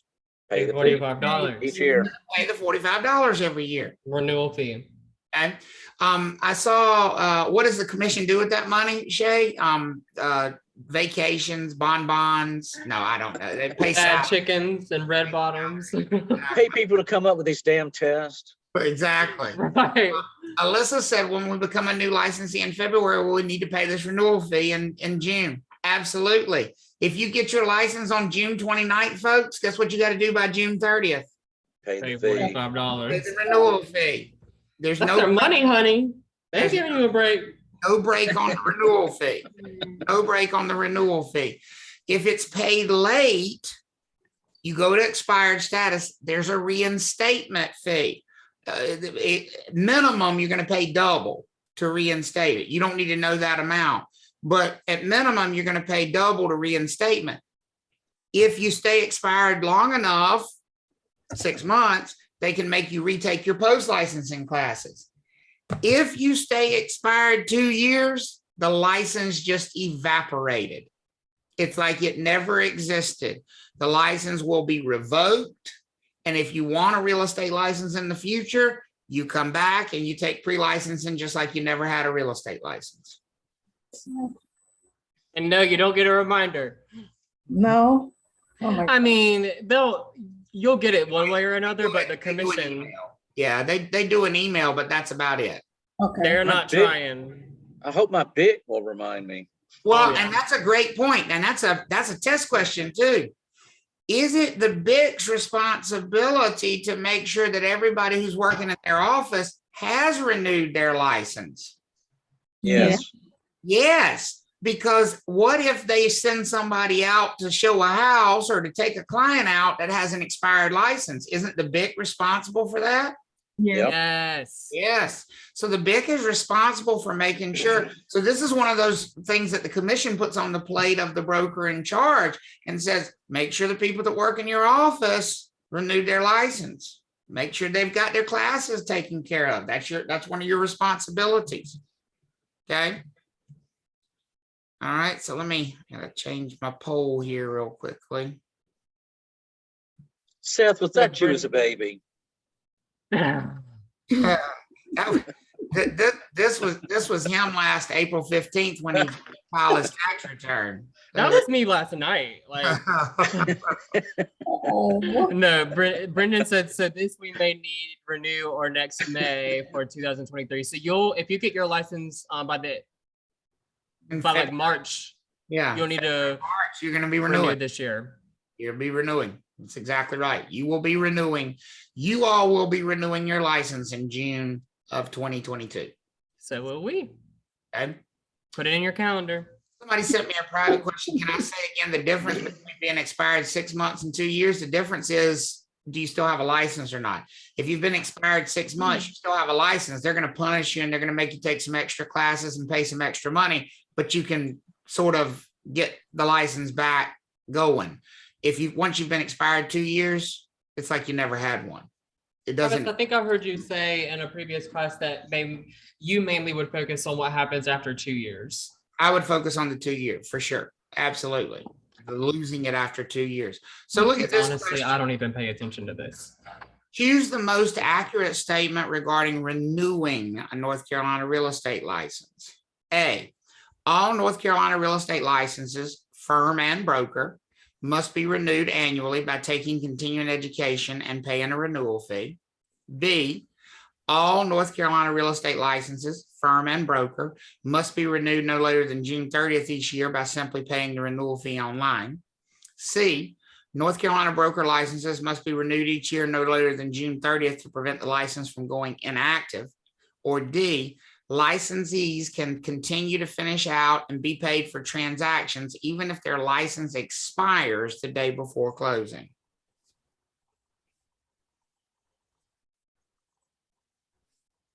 Give you a second to chime in there and see what you think. Looking consistent. So let's talk about this. Renewing. What does it take to renew a license? $45. Money. Pay the money. Money. Are there any classes associated with renewing a license? No. No. Oh, That doesn't mean there might not be separate class requirements to keep the license active, but that's not what the question's asking about. The question is strictly asking about renewing. And folks, there are no class requirements to renew. So that eliminates A. Look at C. North Carolina broker licenses must be renewed each year no later than June 30th to prevent the license from going inactive. What's wrong with this one? It'll expire. Expired. right. Expired. It will That's not why go you active. It will go expired. you gotta know those differences because they will do this. Yep. And then D, licensees can continue to finish out and be paid for transactions even if their license expires. No, they can't. They cannot work while their license is expired. So B is the correct answer. All real estate licenses, both firm and broker, must be renewed every year by June 30th. Are we okay with that? So I think we mentioned in a previous video, like something similar to this, if you're thinking of a hallway, you open the door, then at the end of the hallway, you have the other door. So the first door is opening it up to current. If you are expired, you just close that door and you walk in. But when you open the first door, you have current. Then the second door is actually two doors. You get to either have the privilege of being active or inactive once you're current first. But you got to be current first. First step is be current. Yeah. Rose, you have a question? Yeah, so expired has something to do with money, and being inactive is just merely continuing ed in your provisional broker post-licensing classes. Well, the first thing you said was right. We're about to add another wrinkle to the second one. So far, that's what we've talked about with inactive. It relates to classes. We've talked about post-licensing. Now we need to talk about something called continuing education. Real quick before we progress, I know Cherie had asked, and I'll let you decide if it's good now or later. So if the BIC doesn't renew, will the firm lose its license? So the firm license is a separate license. The firm will not lose its license as long as the firm license has been renewed. But the firm's license may go inactive if it doesn't have a broker in charge. It would not, so a firm does not lose. Any license that is renewed, folks, does not get lost. Any license that is renewed is current. But any license that is not renewed, person or firm, is expired. If the BIC doesn't renew, then the BIC is expired. If the firm renews the firm license, then the firm is still current, but it might be inactive. Inactive and active is different than current and expired. Flo, do you have a question? Yes, I have a question. I just want to get clear because I'm always looking for loopholes. Okay, so you said that we're gonna pay to get our license active after we pass the exam and all that, right? And then in June, we'll have to pay again. Now, are we like licensed once we pass the test? No, we have to pay it online. So Yes. Pass the test in February or March and then hold off? No. You'll be licensed. You're licensed. then. You're licensed instantly when you pass the test. I think the application fee covers It does. whatever costs. It does. Oh, gotcha.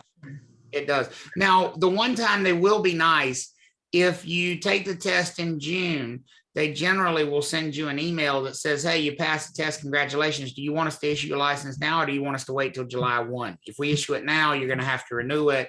If you wait till July 1, you won't have to renew it. They do that in the month of June, but I think that's the only time they give you that option.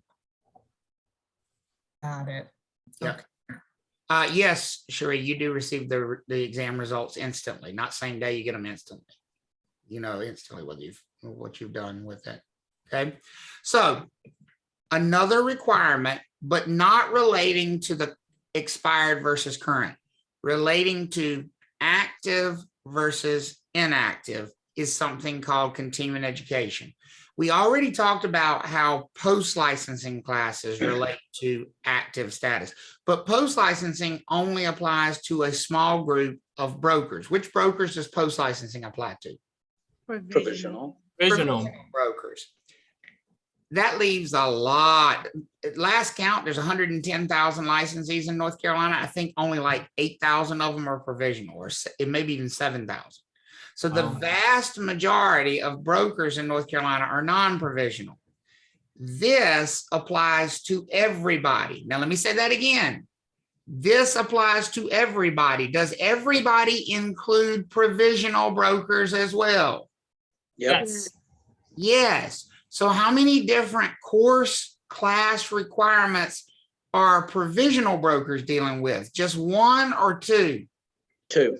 Two types. Both continuing education and post-licensing. Non-provisional brokers have finished the post-licensing part, so they only deal with which one? Continuing education. Continuing education. And the reason it's called continuing education is it continues on and on and on and on forever. It never goes away. You never complete your continuing education. You complete your continuing education for that year because it is an annual continuing education requirement. Everybody good with that statement so far? Yeah. Now, in order to maintain active status, every broker, every single broker, both provisional and non-provisional, must annually complete 8 hours of continuing education with a deadline of June 10th, not June 30th. And you got to be really careful with that. Folks, they are evil on this test. They are going to mix up the dates. Do you think they're going to put June 10th as the renewal date? Yeah. Oh, yeah. Yes, and it's wrong. When's the renewal date? 30th. 30th deadline. June 30th is the renewal. But when is the continuing education? June 10th. June 10th. June 10th. BJ, are you asking if I get credit for continuing education because of teaching? If that's the, I get credit for continuing education if I teach continuing education. I don't get credit for continuing education for teaching pre-licensing. So I also teach continuing education classes, and I get credit for my continuing education by teaching the continuing education. But I forgot to submit my ethics thing, so I gotta call them. yeah, you better. You better. So 8 hours of continuing education for every broker by the June 10th deadline. If you do not, and Alyssa asked, can you take your CE in February if you wanted to knock it out? Yes, you can always take CE early. You just can't take it past when? June 10th. June 10th. Now, what you can't do is take next year's CE before this year's deadline. So you can't take the CE that'll be due in 2023 before we get past this year's deadline. So you got to stay within the license year, okay? Now, as long as you got that, I'm going to add this wrinkle to it. And it goes right to Jessica's question. Do we have to do continuing education this year as well? The answer is no. And this is the simplest rule in the world that people make crazy hard for no reason. It is linear. It is a linear thing. Oh my God, this is so easy. Don't you dare make this hard. When is the continuing education deadline for everybody? June 10th. June 10th. So literally, think of a calendar. Every year, June 10th should be circled on that calendar because you've got to take your CE by June 10th, correct? Yes. Yes. So lay that calendar out in front of you when you get your license, circle every June 10th, and then go back to the first one you circled and mark it off. You don't have to take CE by that first one. That's the rule. The first June 10th that you have a license is a freebie. Think of it as if you are planning a vacation or you're putting something on your calendar. So with that being, so as an example, somebody is licensed in March of 2020. Their CE deadline, the first one, is not until June 10th of 2021 because they get to skip the first deadline. Does that make sense for everybody? Yes. Yes. Okay. And here's another one. Someone is licensed in September of 2020. Well, the next June 10th is not all the way until we get to June 10th of 2021. Do they have to take CE by that one, or is that one a skipper? Skipper. That's a skipper. And then this June 10th becomes their deadline. So think about when your license is issued. And as Madison just said, you are exempted from the first continuing education deadline. So here's what I want you to do. I want everybody to think about yourself. Let's all assume you're going to get licensed in February or March of 2022. I want you to type in the chat your CE deadline, the first time you're going to have to take CE.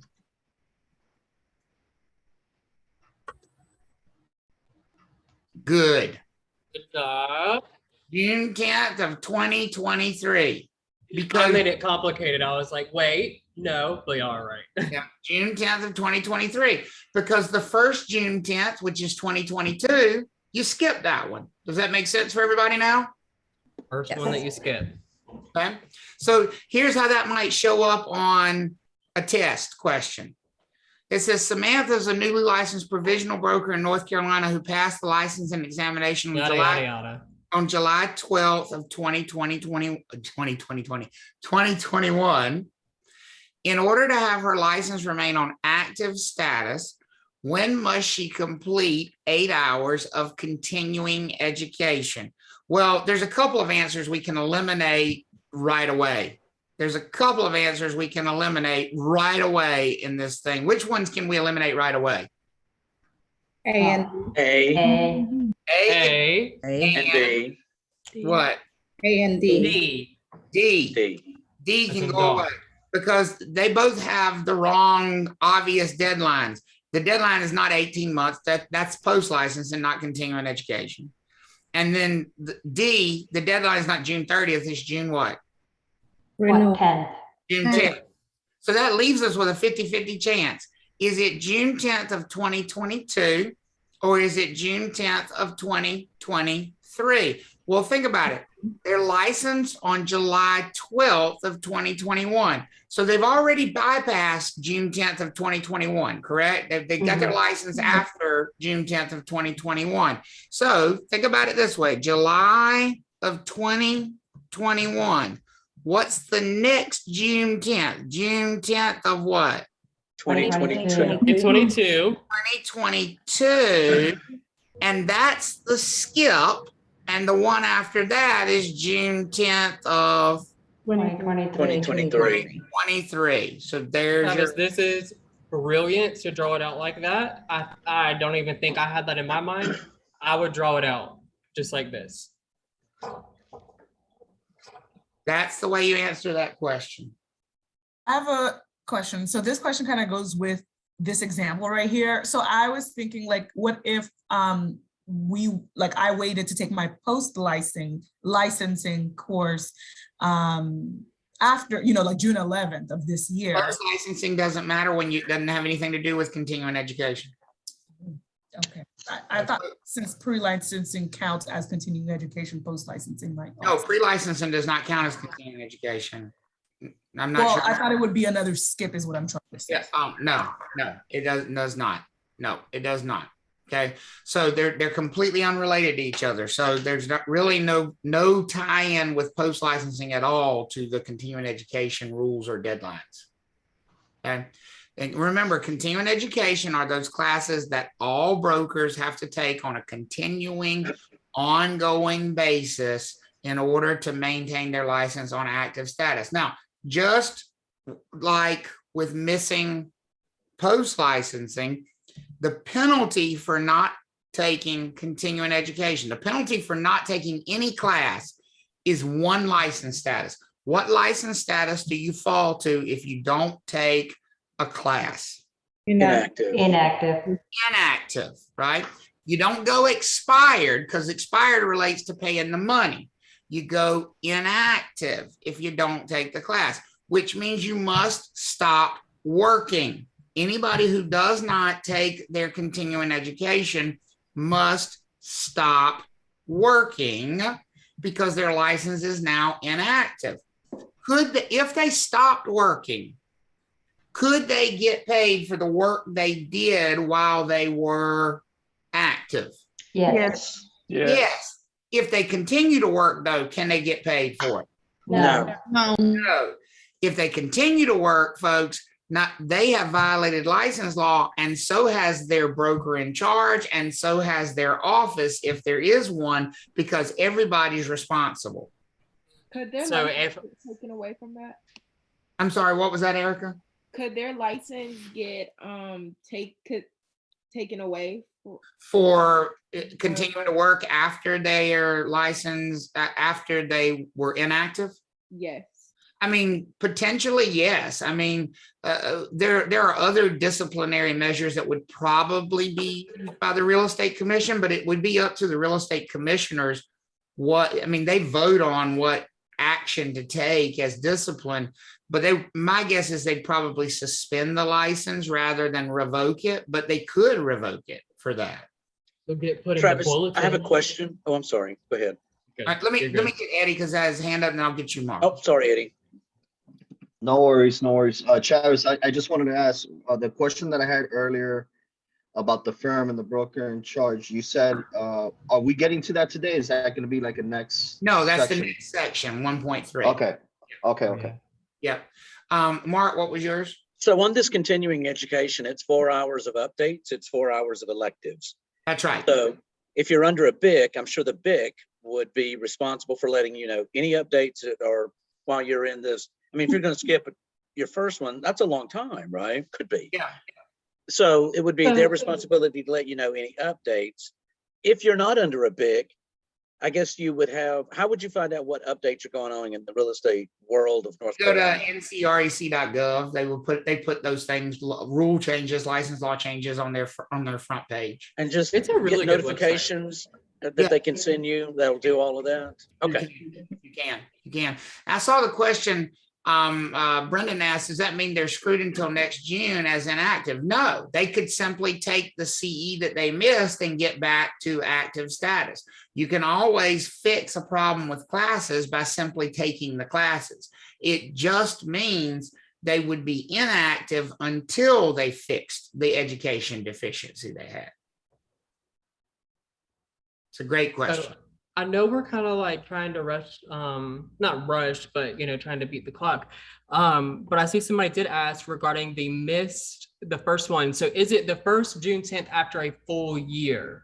No, you skip the first June 10th that you have a license. So think of it like your birthday is June 10th and you're going to skip your next birthday party. We're not going to have a birthday party for you on your next, the one after you get your license, that one gets skipped. The party starts on your second birthday. Whatever analogy you need to use, you skip the June 10th right after you're licensed. So let me throw this out here. What if someone passes the license exam on July 2nd of 2022? We'll use July 2nd of 2022. I want you to put in the chat, think about it for a second. They passed the license exam on July 2nd of 2022. When is their CE deadline?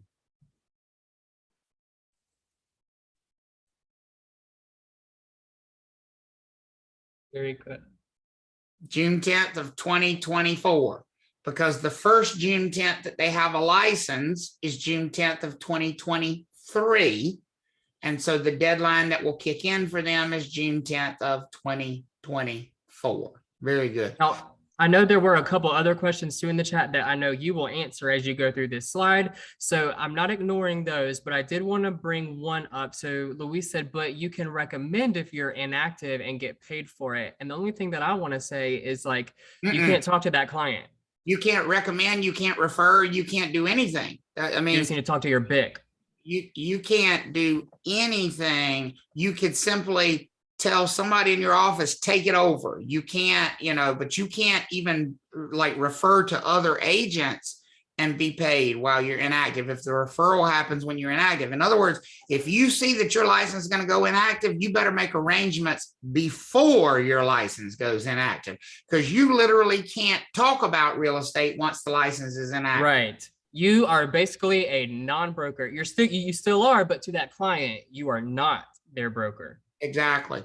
And I saw Travis's question, which was, if you fail to take the CE by June 10th, can you keep working through June 30th? The answer is yes, because the date that the Real Estate Commission deactivates licenses or inactivates licenses for failure to take CE is July 1. But here's the ugly, and they're just cruel in this way. They don't allow us to offer continuing education from June 11th through June 30th. So somebody we get this call every single year. Somebody get the June 12th and they, son of a bitch, I forgot to take my CE. And they call the real estate school and they say, hey, I need to hurry up and take a class because my license is going to go inactive on July 1. And we have to literally say to them, it sure is. And they're like, but no, I need to take the class before then. And we have to say, and you can't do it because they won't allow us to teach it from June 11th through June 30th.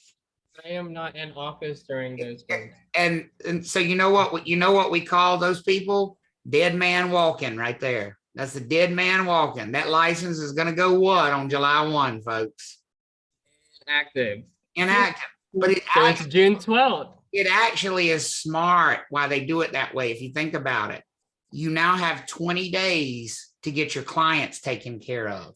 You got 20 days where your license is going to go inactive to get them transferred over to other people that can do what? Take care of them. Take it over. Take care of them after July 1 because you're not going to be able to do it. And that's why they do it that way. But it is a miserable feeling for sure. Okay. So look at this one. Shanika is a provisional broker, obtained her North Carolina real estate license on July 12th, 2021. Affiliated with her broker in charge at Next Level Real Estate LLC. She has completed post-licensing courses 301 and 303, but is yet to begin post-licensing course 302. When is the last possible time she can complete 8 hours of continuing education in order to maintain her active license status? June the 10th, 2023. What do we think? Do we agree? June 10th of 2023? Yes. Yes. Yep. I agree. And by the way, there's a mistake on the next slide here. It should say 2023. And the answer is yes. And the reason is she skips June 10th of 2022. And by the way, was all that stuff about the post-licensing class just absolute fluff, like Brendan said, just garbage, nonsense? Fluff. Yeah. Right? Because if they're asking about CE, what can we do with everything they said about post-licensing? Forget about it. Right? Forget about it. Erase. Exactly. That's it. Just forget about it. I love it. Okay. How about this one? Patricia's a provisional broker who takes a listing for her firm, New Heights Real Estate, on May 15th. The property goes under contract and closes on July 2nd. Okay, so it goes under contract, just to be clear, sometime while she's active. It goes under contract while she's active. It closes on July 2nd. Patricia forgets to take her required continuing education and her license falls inactive as of July 1 of 2021. First of all, can New Heights Real Estate choose to pay Patricia the commission in this transaction? What do y'all think about that? Can the firm choose to pay her if they want to, based on what they've told us so far. Yes. As long as she stops. Yes, because they didn't say anything at all about her working when she was no longer active, right? They said clearly her license went inactive on July 1, but as far as we know, she stopped work, right? So can they? Is New Heights required to pay her? No. No. And the reason for this is NCREC will never require, because they don't deal with that. Even if they got in a complaint or something, they do not handle it. Right. They do not, and I know that's not grammatically correct. They do not care. The North Carolina Real Estate Commission doesn't care if somebody gets paid. They simply care if it was legal for them to be paid. If Patricia doesn't get paid, that's between her and New Heights. The Real Estate Commission would say she could get paid, that it was legal for her to be paid. Does everybody see the difference? Don't please speak up, because there is a difference. Yeah. How about this? And it looks suspiciously the same. Patricia's a provisional broker who takes a listing for her firm, New Heights Real Estate, on May 15th. The property goes under contract and closes on July 2nd. Patricia forgets to take her required continuing education. Her license falls inactive as of July 1. She attends the July 2nd closing just to give the sellers a closing gift and make sure things go smoothly. Does that change everything? Yes. Right. As Kisana said, she should have stayed at home. Stay at home. Right? So what do we think the answer is now? Can New Heights pay her? Can they choose? No. No. Definitely not required to pay her, and they cannot choose to pay her. And why not? This is a license law violation. Right. If anybody's wondering why the firm can't be paid either, because the firm allowed her to go, whether they knew it or not. What a great point. New Heights firm can't get paid either. Because it's whose responsibility to make sure? The firm, yeah. The broker in charge should have made sure there was no inactive broker doing any kind of work. Exactly right. Not only did she screw herself, she screwed the firm too, right? They're pissed. So does it just stay with the closing attorney until they get it straightened out? It wouldn't, there is no straightening it out. She literally broke the law. There's no fixing that. So the clients would get their money back. The commission would be refunded back to whoever paid it. Wow. But what does the client do at that point if that were to occur? Would they have to just go and find someone else that could take care of the closing? Well, the closing is probably going to happen because, quite honestly, at that point, our work's probably been done. The closing is going to happen. Everybody, all the documents are going to be at the closing attorney's office. Everybody's going to show up, and it's going to close, and no commission's going to get paid. I see. So it's just a money thing. Okay. Yeah. It's not a transactional thing. Exactly. That's exactly right.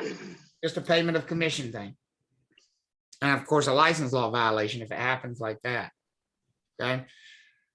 So just kind of summing this all up, just to kind of give you a little bit of a, tie it all back together. If somebody pays their renewal fee by June 30th, what status do they have? Active. Not active. Oh, bring it to me. Current. Current. Paying only means current. Current gets us to the choice of being active or inactive. In order to be active, they have to also take their classes. So if they are current and they take the correct classes, then they are what? Active. Active. Does everybody see that? But what happens if we change it up? What if they don't pay the renewal fee? Expired. They are expired and we stop right there. Folks, even if they take class, look what they still are. Expired. Expired. because they never fixed the one major problem. What do they need to do? Pay the money. Pay the money. Pay the money. They have to get to current before they can try to get to active. Does that make sense for everybody? Okay. Yep. Look at this one.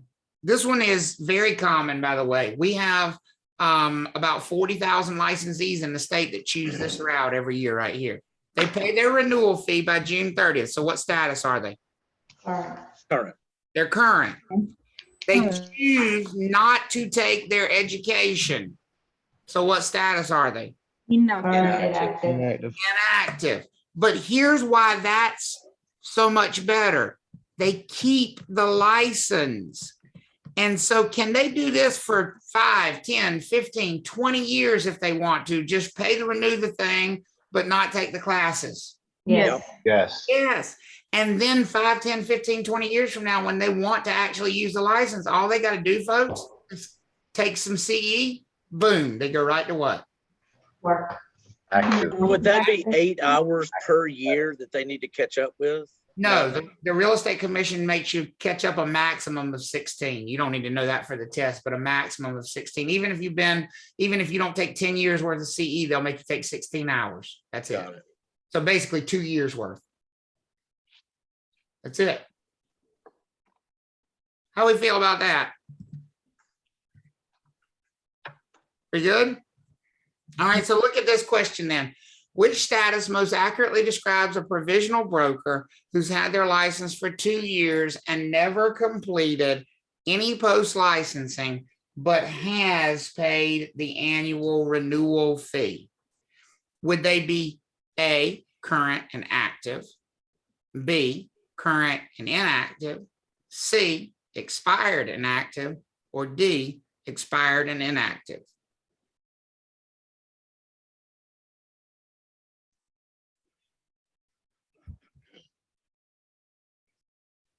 I like the way this is headed. By the way, one of these can be completely eliminated because it's not even possible. Which one is not even possible? Which combination here is not even a thing? Expired and active. Expired and active, that's not even a thing. You can't possibly be active if you're what? Expired. So since they paid, we know we're looking for one of the ones that say current, which is these two right here. But they never completed any post-licensing. That means they must be inactive. Very good. Very good. So just a reminder, active status is the goal. That's the one that gets you paid. Yay. And that's it for